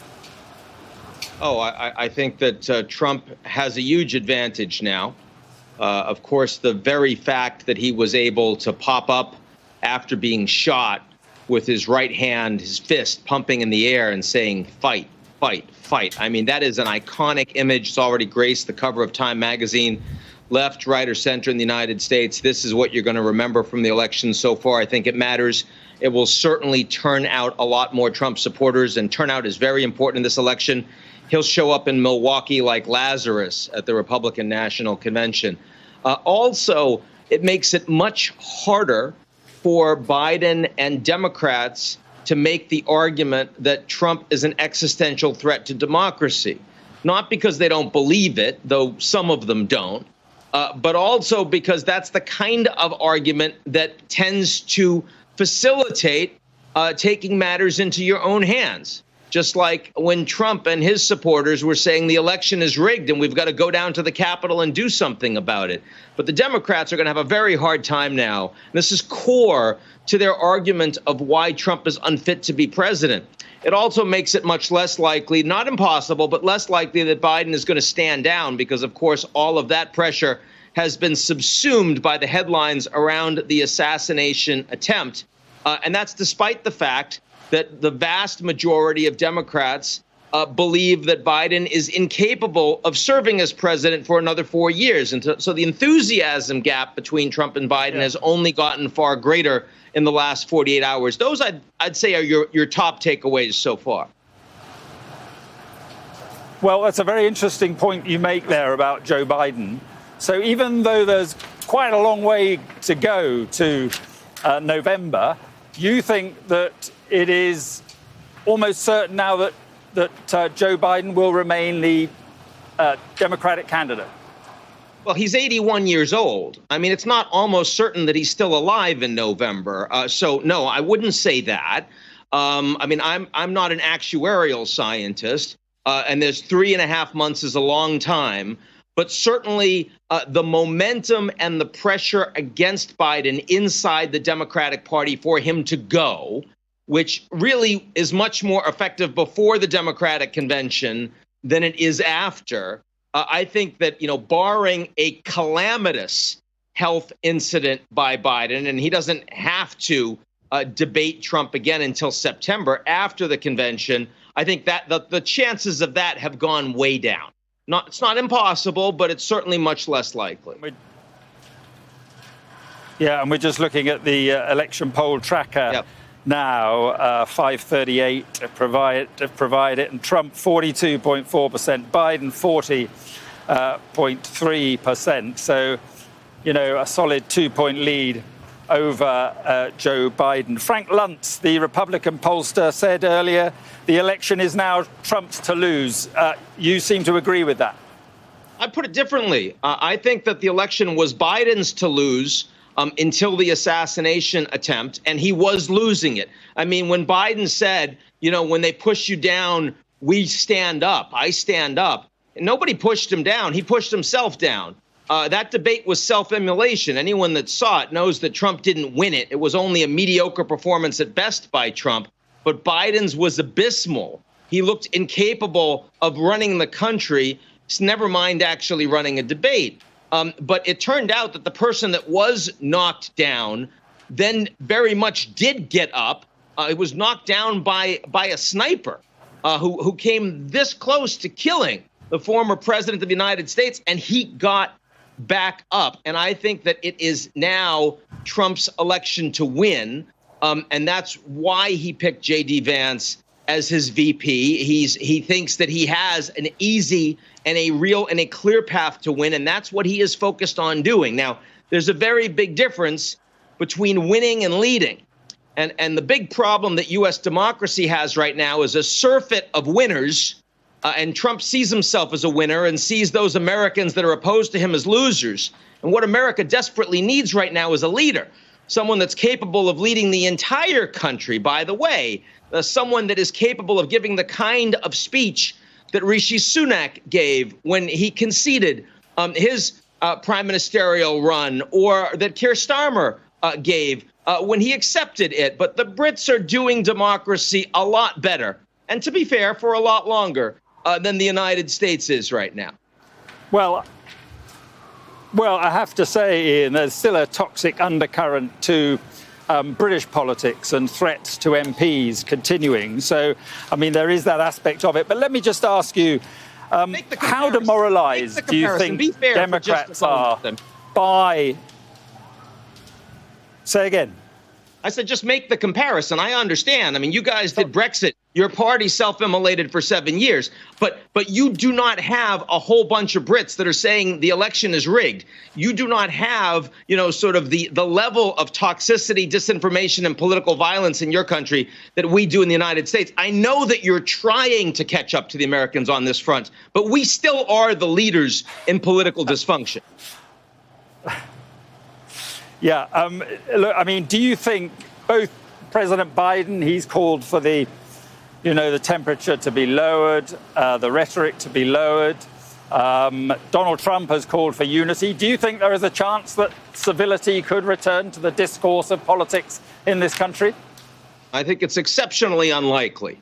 I mean, the choice of J.D. Vance as vice president is the opposite of what you would do if you wanted a unity campaign. You'd have Nikki Haley, who's available and who has 20% of the Republicans that support her, and a lot of independents, and even some Democrats. If you wanted a unity campaign, that's what you would do. Look, I have no doubt that former President Trump is capable of giving a unifying speech that is written for him and that he reads off the teleprompter. He did that in his first State of the Union when he was president back in 2017, and everyone said, oh, look, he can be presidential. But this cuts against every sinew of Trump's being. What he wants to do is he wants to divide the country and take advantage of that politically. That's how he won as president before, and it's how he intends to win this time around. And let's remember, Trump truly believes that being impeached twice by the Democrats, being indicted dozens and dozens of times, being convicted 34 times of felonies, and an assassination attempt. He believes that that is because of his political opponents. He blames them personally.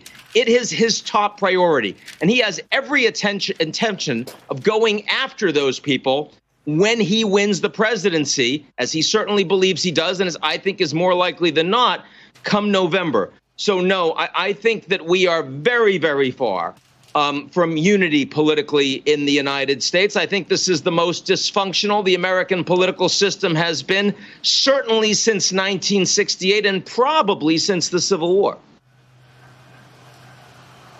Okay, Ian Bremmer, shortage of optimism, certainly, but I appreciate your time. Thank you very much for coming on the programme. Thank you. My pleasure. Yep. This is The World with me, Mark Austin. Next up, more reaction from Milwaukee and here in Washington as we learn more about Donald Trump's campaign for re-election.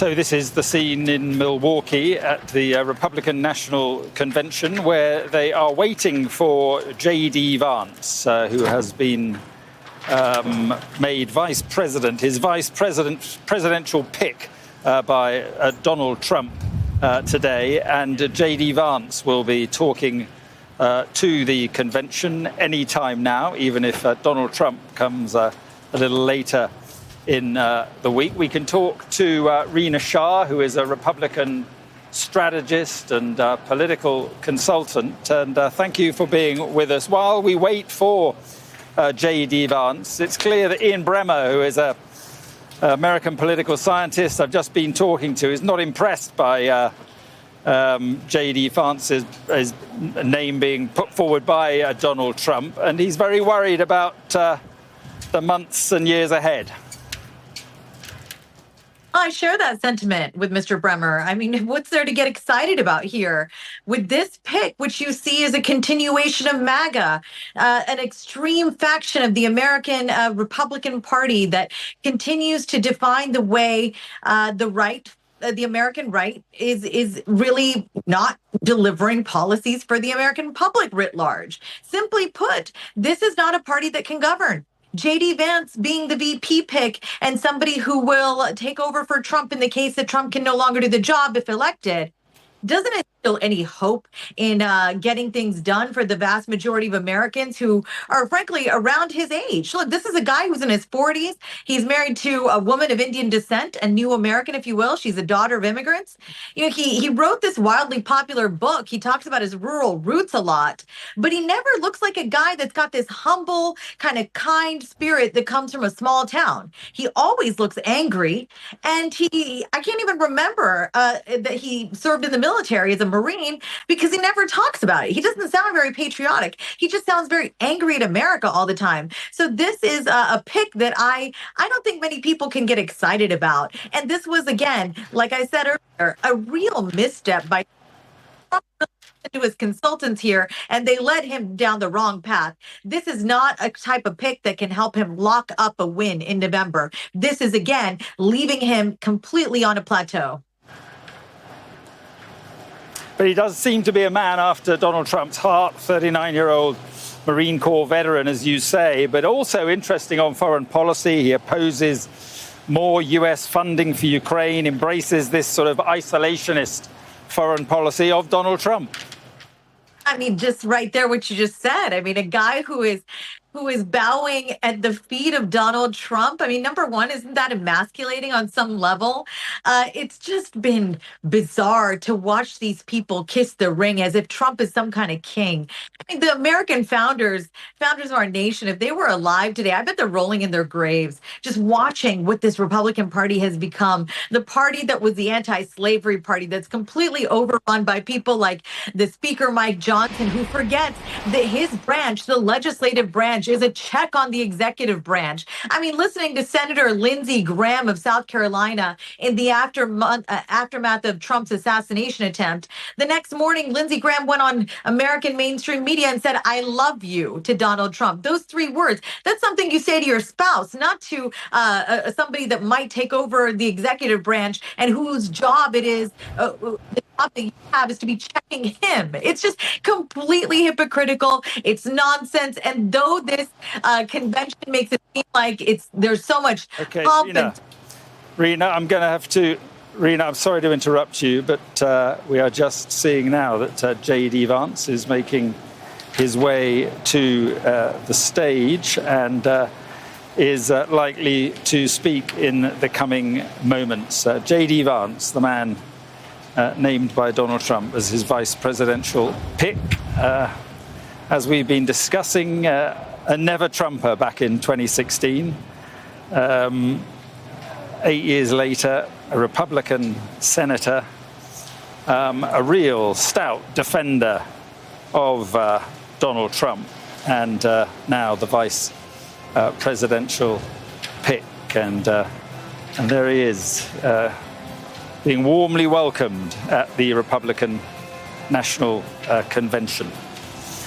There had been other suggestions. Marco Rubio of Florida, the North Dakota governor, Doug Burgum, had been mention, but they are not for Trump. It is this man, the author of Hillbilly Elegy about the white working class in America.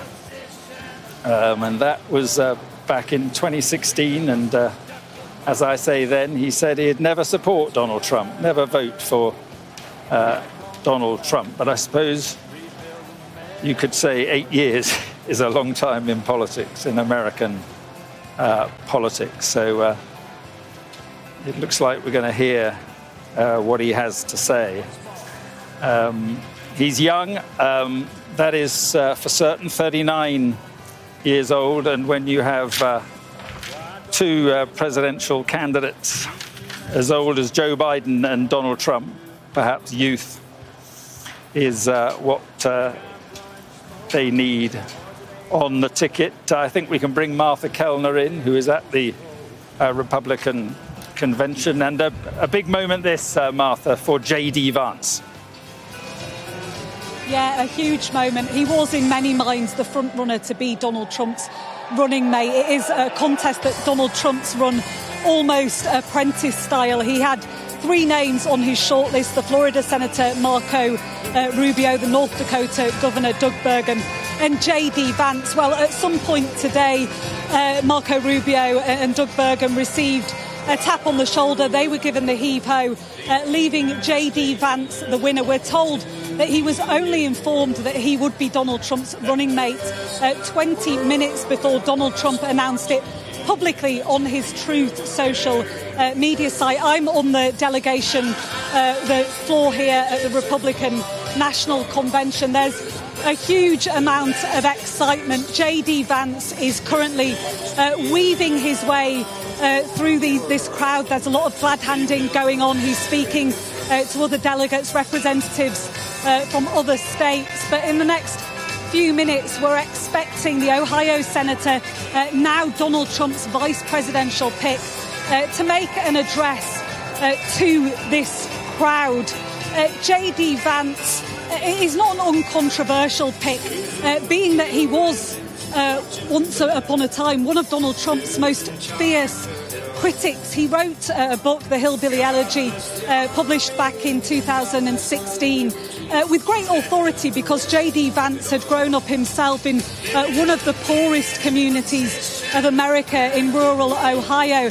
And he said Donald Trump had cottoned on to how he could abuse the working classes. He called Trumpism, the rise of Donald Trump, opioid for the masses. He called Donald Trump a form of cultural heroin. In J.D. Vance's words back in 2016, he makes some feel better for a bit, but he cannot fix what ails them, and one day they'll realise it. He called Donald Trump noxious and reprehensible. Well, at some point, J.D. Vance appears to have changed his mind. He's now one of the most powerful, eloquent supporters of Donald Trump. He is still, though, a relative political newcomer. He didn't enter the Senate until 2022. His campaign in that Senate race in Ohio was backed by Donald Trump, and he was one of the rare success stories in the midterm elections in 2022 for a Donald Trump-backed candidate. So J.D. Vance picked by Donald Trump, I think in recognition of how he connects with the working classes, the fact that Donald Trump hopes he can win over those in the Rust Belt, those votes that he desperately needs if he's to overcome Joe Biden. We can hear now, just in the background, the Attorney General, I think from Iowa, speaking to introduce J.D. Vance. For Vice President of the United States, the Chair would like to remind delegates of the provisions of Rule 40A, which provide that in nomination if there is only for Vice President of the United States. The Chair would like to remind delegates of the provisions of Rule 40A, which provide that in part, if there is only one candidate for nomination for Vice President of the United States who has demonstrated the support required by this paragraph B of this rule, a motion to nominate for such office by acclamation shall be in order, and no calling of the roll with respect to such office shall be required. At this time, the chair states that she has been furnished with evidence that there is only one candidate for nomination for the office of Vice President who has demonstrated the support required under Rule 40B of the Rules of the Convention. Delegates and alternates, the chair recognizes and is pleased to introduce John Husted, Lieutenant Governor of Ohio, for the purpose of nominating. Please give him a warm welcome.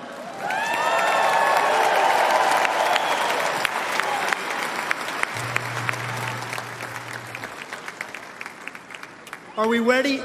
Are we ready to nominate a vice president? How about you, Ohio? Yeah! That's awesome. I'm John Husted, the Lieutenant Governor from the great state of Ohio.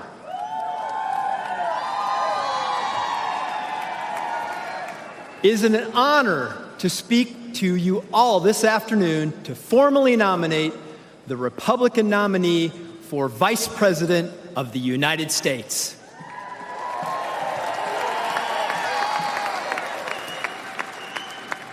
Ohio is the heart of it all, and that is certainly the case once again here today.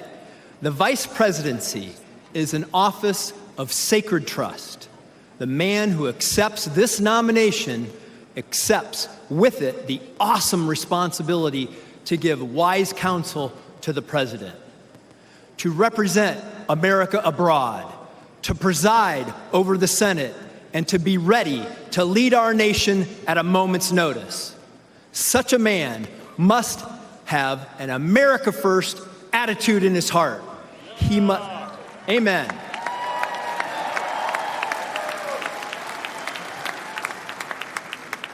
He must embrace his obligation to the American family, the American worker, and the American soldier. He must believe that America is exceptional.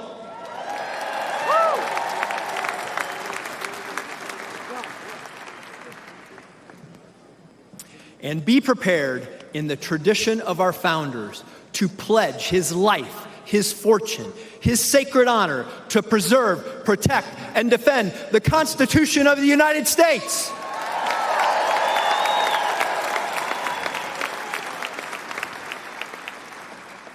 He must share the values and principles of our presidential nominee and be trusted to faithfully implement the will of the people. J.D. Vance is such a man.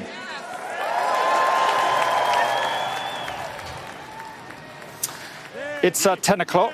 I'm Mark Austin, live from Washington as Donald Trump's presidential candidacy is confirmed. We are going to stay in Milwaukee at the Republican National Convention because that man there you can see, J.D. Vance, named as Donald Trump's vice presidential pick, is about to speak. He has been named today by Donald Trump as his pick, 39-year-old Marine Corps veteran who is about to speak at the convention, about to be introduced at the convention. So let's listen in. He served our nation in the United States Marine Corps.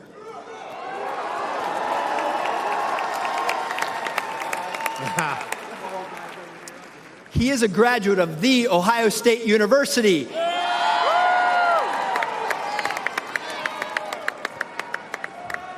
He graduated summa cum laude from Yale Law School and is the author of the best-selling book Hillbilly Elegy.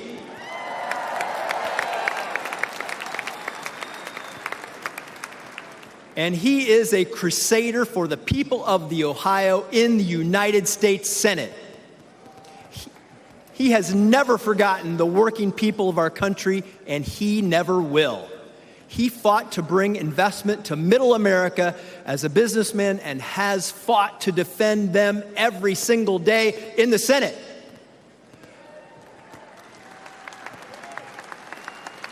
And this I know. he will faithfully stand by President Donald Trump's side as they win this election and change the course of our nation.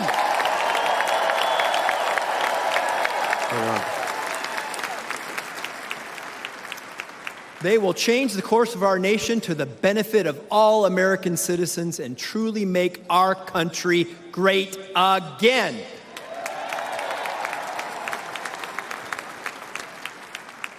It is therefore my honor to nominate Ohio Senator J.D. Vance for the office of Vice President of the United States of America.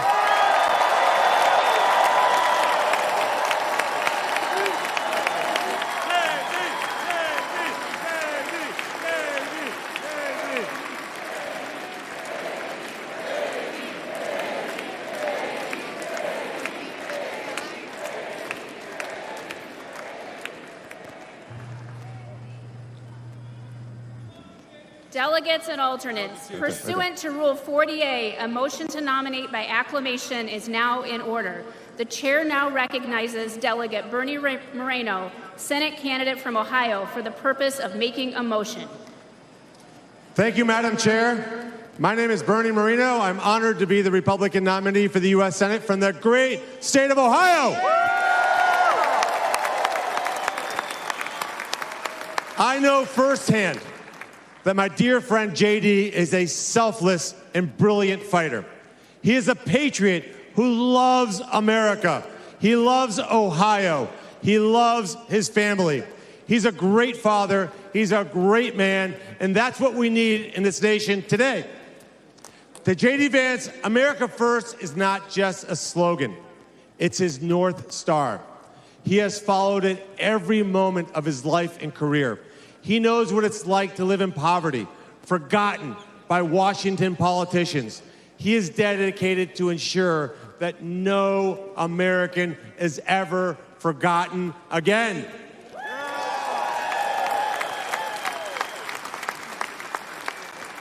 Madam Chair, it is a great honor to move that J.D. Vance be nominated by acclamation by this Republican National Convention as its candidate for the office of Vice President of the United States of America.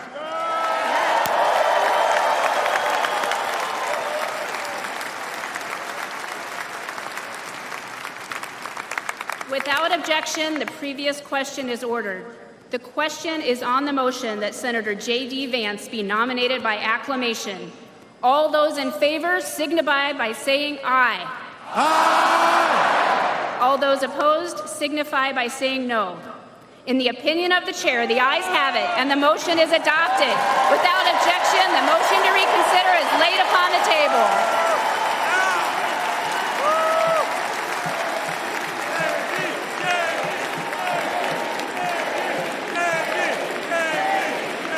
Delegates and alternates, ladies and gentlemen, I am proud to announce that Senator J.D. Vance has the overwhelming support of this convention to be the next Vice President of the United States.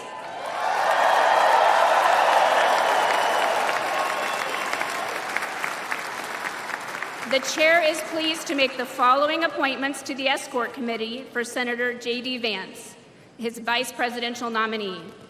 Usha Vance, thank you, and God bless America.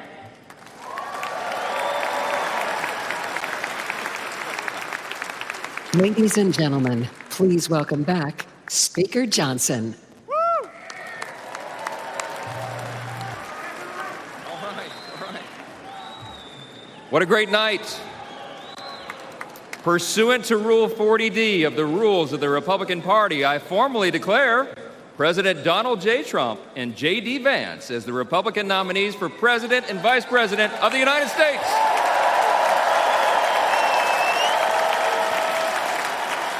Ladies and gentlemen, please welcome back RNC Chairman Michael Whatley.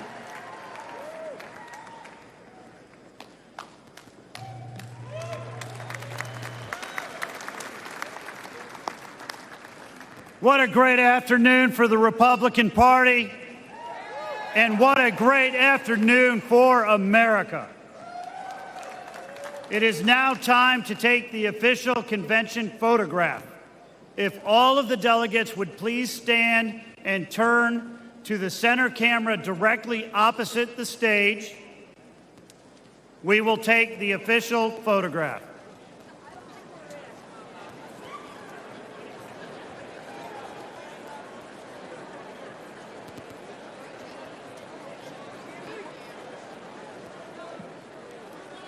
Yeah.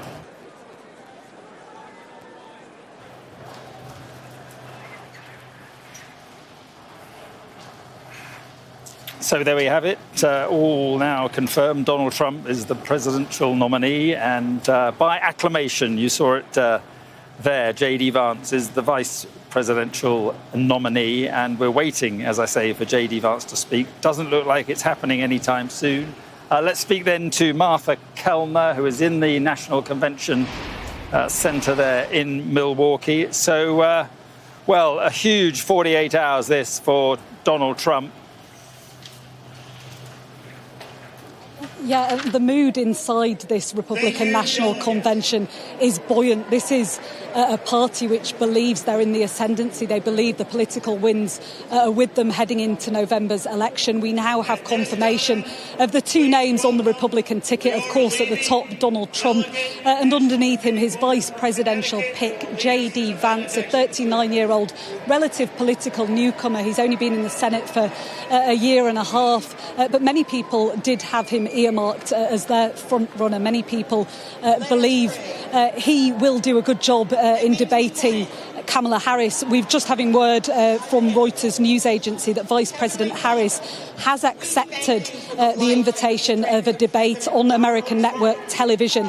She says she's eager to debate J.D. Vance. She may be able to pull him up on the fact that he's done a political 180 with regards to Donald Trump. He was once one of Donald Trump's fiercest critics, calling him noxious, reprehensible. He even called him at one point America's Hitler. It seems he's completely changed his mind on Donald Trump and is now one of his most powerful advocates. But that may be something that Kamala Harris is able to exploit in a debate against J.D. Vance.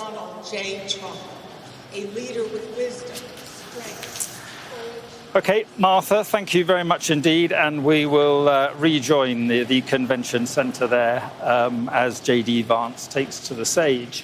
Well, for Donald Trump, he was only a matter of milliseconds away from losing his life. Tonight, he is 2 huge steps closer to regaining the presidency. He was officially adopted as the Republicans' candidate at a slick party jamboree halfway across the country from here.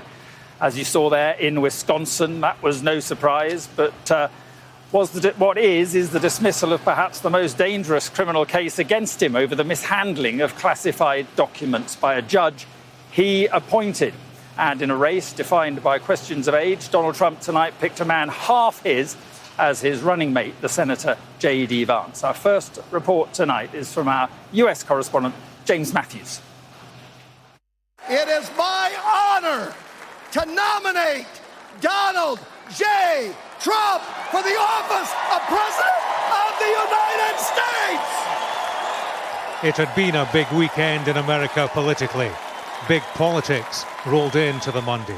On behalf of the 91 New York delegates to the Republican National Convention, we proudly cast all 91 votes for President Donald J. Trump. This was roll call. The Republicans' nomination of Donald Trump as their pick to be president. And on behalf of the 125 delegates in the unbelievable state of Florida, we hereby nominate every single one of them for the greatest president that's ever lived, and that's Donald J. Trump. The shocking moments in Butler, Pennsylvania, still in mind. I think it shows the comparison between him and Biden, one being very weak and the other being very strong. All of the problems he's gone through in the last few months, it's unacceptable. It's un-American. We need to figure out how to go through this together, and I think Trump is really going to help pave the way for those conversations. Donald Trump traveled to Milwaukee, low profile, amidst high security.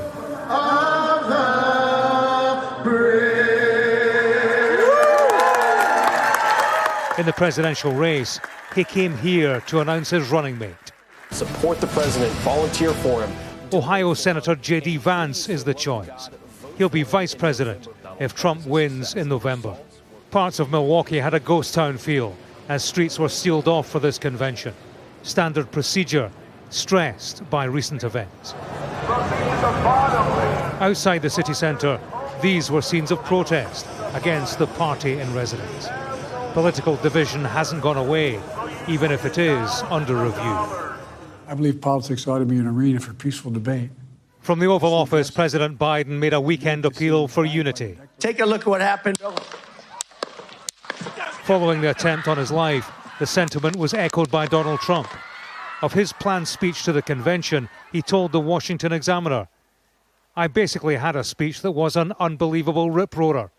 It was brutal, really good, really tough. I threw it out. Now we have a speech that is more unifying."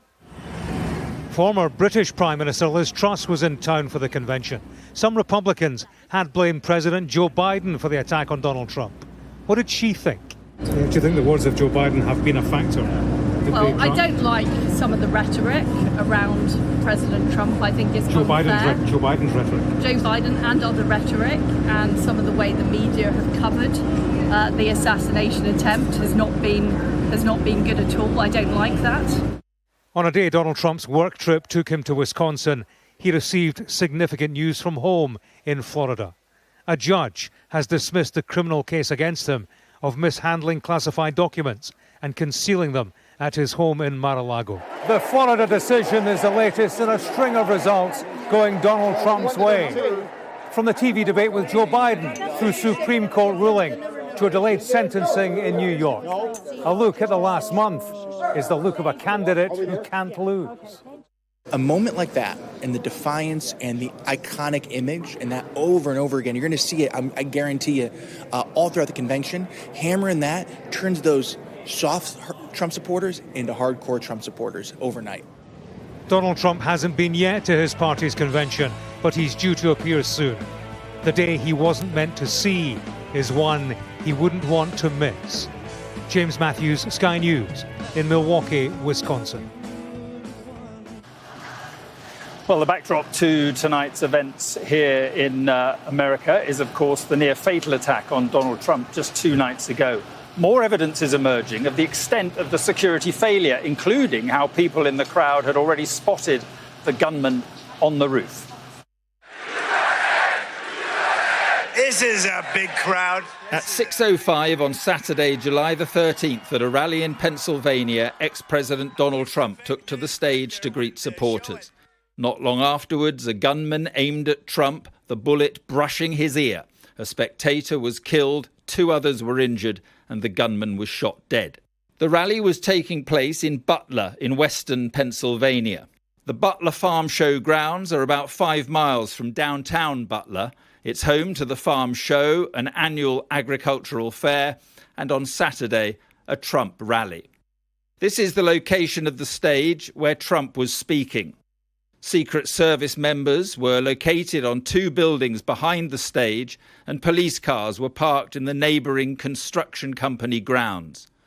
More than an hour before Trump arrives on stage, the 2 sniper units are surveying the area. President Trump and his campaign have decided that places like these rural, locations are the best for his building up his base and to hold his rallies. So you're presenting the Secret Service with a really challenging mission.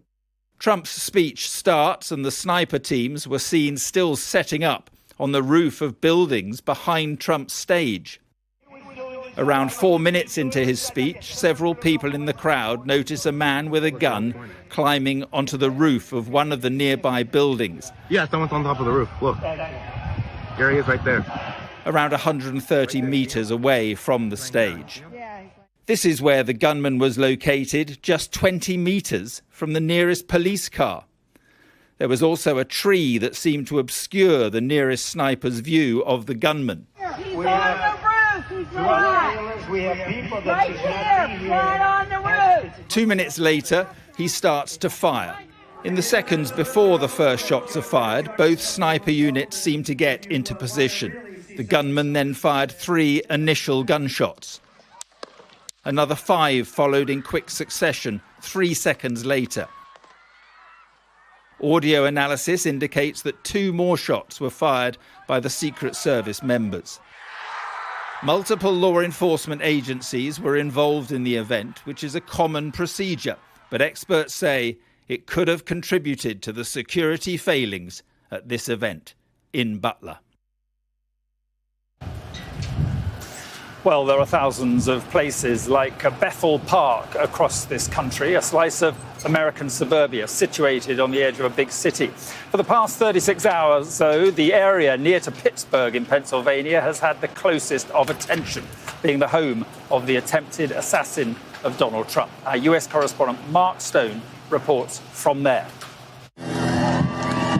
2 summers ago, he was the high school graduate, Thomas Crooks. Now, he's the man who tried to kill a president, to change the course of American history. His family home in Bethel Park is now a crime scene, just south of Pittsburgh. It's about 40 minutes' drive from the spot where he took the shots. The FBI are leading the investigation. More than a dozen guns were found in a search of the house, and it's been revealed that Crooks' father called the police after the shooting to say that he was worried that his son and gun were missing. They are piecing together his movements and his motive. Publicly, at least, they've revealed very little about either. Those who know him remember a bright, respectful, quiet man. I want to say he was a loner more because he was quiet, but he was just bullied. He was bullied so much. This is where I live. The fact that it's coming out of here is just mind-boggling. Never would have thought that. Investigators have, we're told, been unable to identify an ideology that could have inspired him. We know he's registered as a Republican and yet donated once to a left-leaning political group. He was certainly not overtly political. But beyond the unknowns, here is the bigger picture. This past weekend has jolted a nation already politically fractured, siloed. In a more stable environment, the shooting might prompt introspection, but it doesn't feel like it here. Signs of the fevered debate are all around. The election is just 3.5 months away. Ginny and Barry Warthier have lived in the area for 51 years. At first glance, their flag looks like it's for Trump, but it's not. Their message is a different one. There it is. Jesus, 2024, make our country godly again. It's a play. It's different, yes. It's a prayer. And this morning, some woman even stopped and said, could I take a picture of your flag? We need this, people to see this. Yeah. So we do need to get back to where we were. We've never had rhetoric like this in my 75 years. Never, never. You're worried? Yeah, we are worried. I mean, we have great-grandchildren, grandchildren. What's our future like? The fist is a mark of the man, defiance that will prompt different interpretations across the country. Donald Trump's brush with the bullet has reframed so much here. Mark Stone, Sky News in Pennsylvania. So what a 48 hours for American politics and for Donald Trump. A whisker from assassination and now the confirmed candidate for the Republican Party. A candidate who will be very hard to stop. Now back to Anna in London. Mark, thank you. For nearly a month, the family of the missing British teenager Jay Slater had hoped he might be found after he went missing on Tenerife. Today, that hope ended after the Spanish Civil Guard confirmed that members of a mountain rescue team had found a body. Well, Jay went missing after attending a music festival on Sunday, the 16th of June. He was staying at an apartment complex in Los Cristianos with a friend. But after the festival, he went to a different apartment in the Masca area. His last recorded location showed as Rural de Tenio Park, a mountainous area popular with hikers. He called a friend on Monday morning to say he was lost with only 1% of phone battery left. He told her that he was walking back to his apartment after missing the bus. It would have been an 11-hour walk. A search was begun and nearly a month has now passed. And then, earlier today, Spanish rescue teams found human remains near Mesca, close to his last mobile connection. His possessions and clothes were found with the body. Our correspondent, Shingi Marurike, who followed the search on the island, has this report.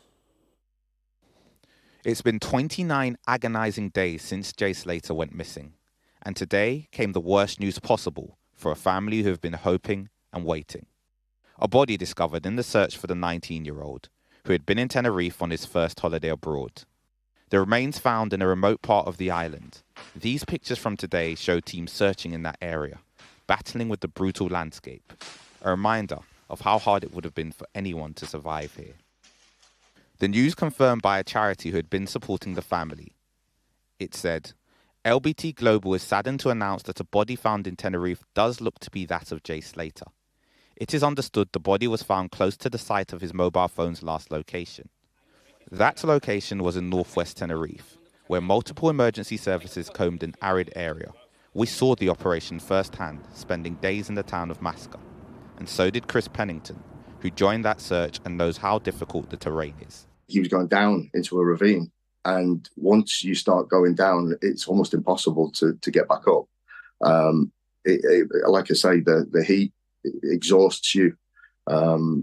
He would have been in survival mode and just desperately trying to head for the coast. Unfortunately, he was completely unaware of what was ahead of him. In a case shrouded by speculation, there were so many questions, both here and in his home of Oswaldtwistle, where they showed support for the teenager's family with blue ribbons outside of a local church. The vicar here has said they'll be holding Jay's loved ones in their thoughts and prayers at this time, while they'll be opening their doors to offer support to the local community. Friends, family, and that community have been left with the outcome they feared, one that will be difficult to take.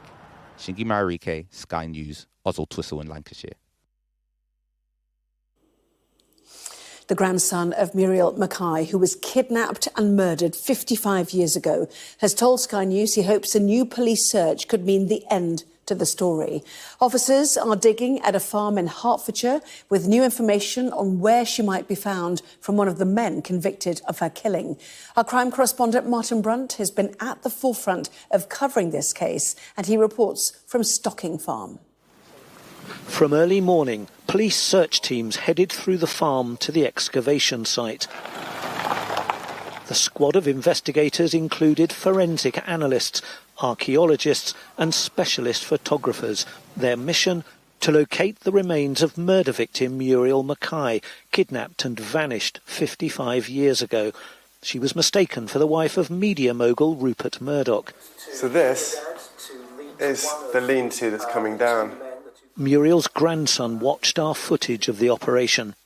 I think it would be great to find her. You know, it would be great to have an end to the story and her remains, and to take them out of there and take them to where my mother and her siblings would prefer her to be.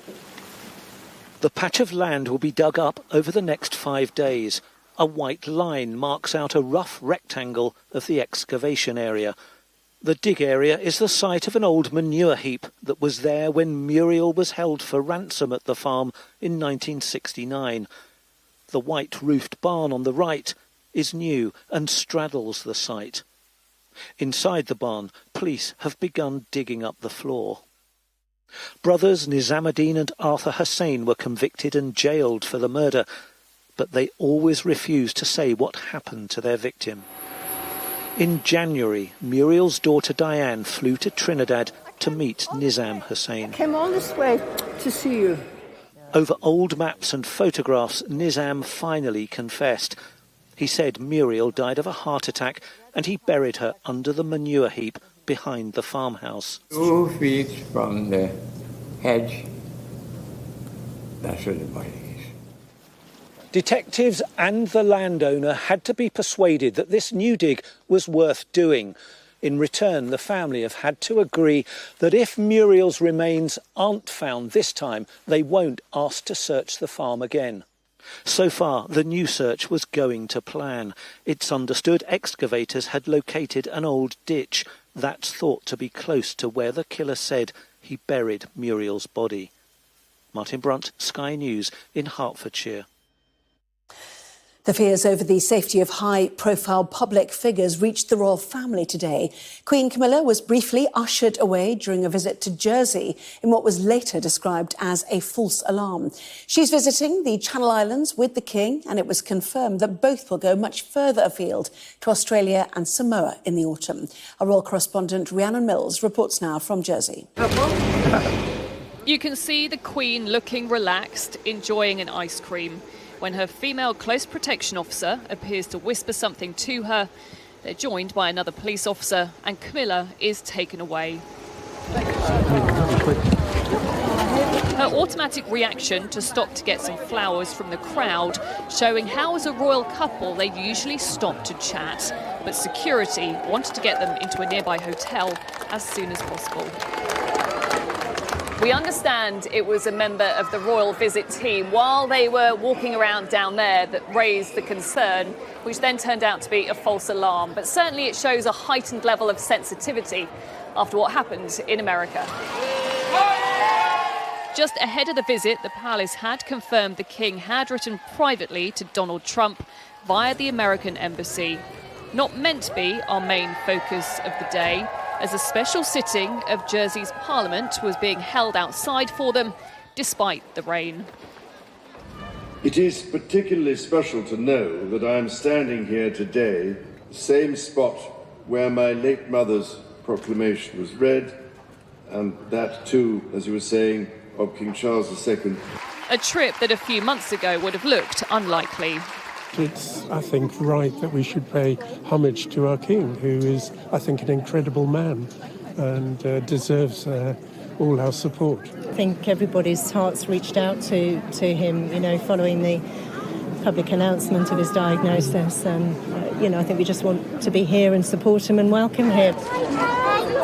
This two-day visit is no doubt a move in the right direction, along with confirmation of a tour to Australia and Samoa in October.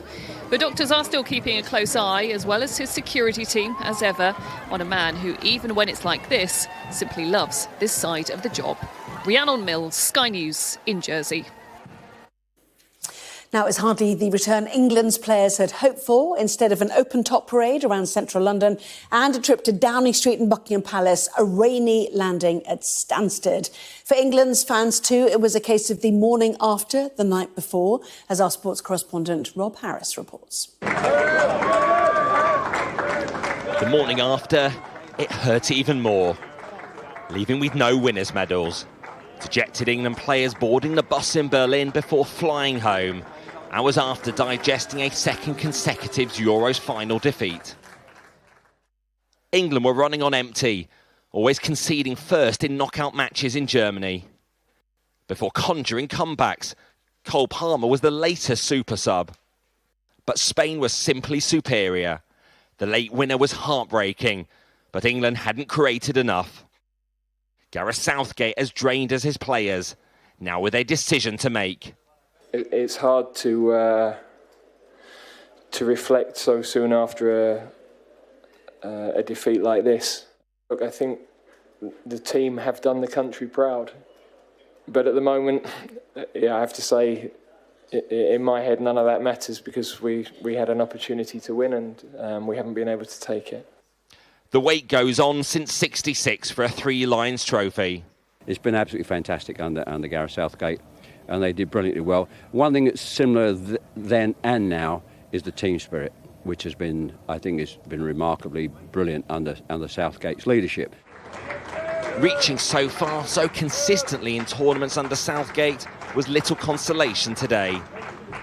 After 5 weeks in Germany, this is how the journey ends for England. Not with the trophy, but the same sinking feeling. That final step to glory proving the hardest to take. And fans flying back, dwelling on the what-ifs and what's next. When we came from behind, actually maybe luck's in our favour because we've done the last few games we've come from behind, but unfortunately not. I think the next question now is whether or not Southgate sticks around or not. My personal opinion is I don't know if he can go any further. Yes, it's not the most exciting football in the world, but he's got us to 2 finals and a semi-finals. And this isn't the homecoming the squad wanted. No crowd and nothing to parade. but never stopping dreaming that one day it will be their day. Rob Harris, Sky News, Berlin. Well, that was Sky News at 10. Coming up, we'll take a first look at tomorrow's newspapers in the press preview tonight, joined by Jack Elson, the Sun's chief political correspondent, and Jessica Elgott, the Guardian's deputy political editor. Welcome back to both of you. Among the stories, we will be discussing this on the front of the eye. Starmer and Trump start building their new special relationship, the paper says. Back with that and plenty more after this.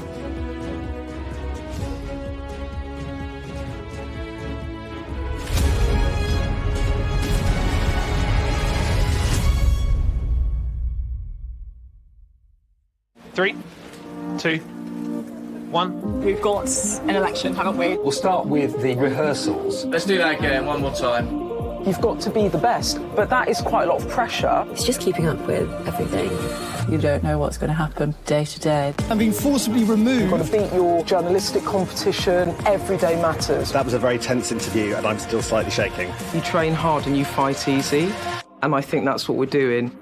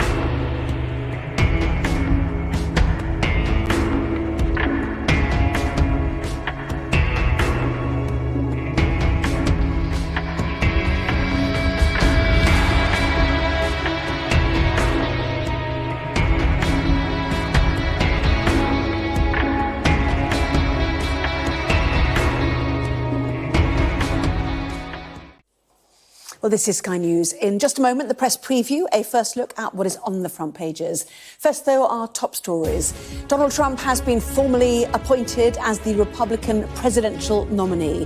He's chosen as his running mate the Senator J.D. Vance, who once compared the former president to Adolf Hitler. The security services are under the spotlight over what appears to have been glaring failures, which led to a gunman getting a clear shot of the former president at that rally in Pennsylvania on Saturday. And Spanish search teams have found remains thought to be that of the missing British teenager Jay Slater on Tenerife. The 19-year-old vanished after attending a music festival on Sunday, the 16th of June. Well, let's speak to Tom Parmenter, who's in Tenerife for us tonight. Tom. Well, yes, Jay Slater's parents are still on the island along with other friends, and they are processing the outcome that they had all feared, that the remains that the authorities here believe strongly are that of Jay Slater that were found in this remote area, the northwestern corner of the island that the search had been focused on. His clothes and possessions were found as well, so everything points to that dreadful news for the family. His mum, Debbie, had, in the last day or so, talked about how they were bringing out a new search team from the Netherlands with specialist sniffer dogs, and they arrived just yesterday, and this discovery has come shortly afterwards. It is the outcome, of course, that did seem likely as the days went by in this search. Some 29 days this family have been searching for their 19-year-old, and it is the outcome that, of course, they had feared the most. We know, of course, that this is a case that's invited so much online commentary and conspiracy theorists, and that is something that the family have talked about in the last few days, about just how hurtful that has been for them, and it's how it's actually hindered the investigations out here on the island of Tenerife. The post-mortem will be conducted in the coming hours, and then they will have the definitive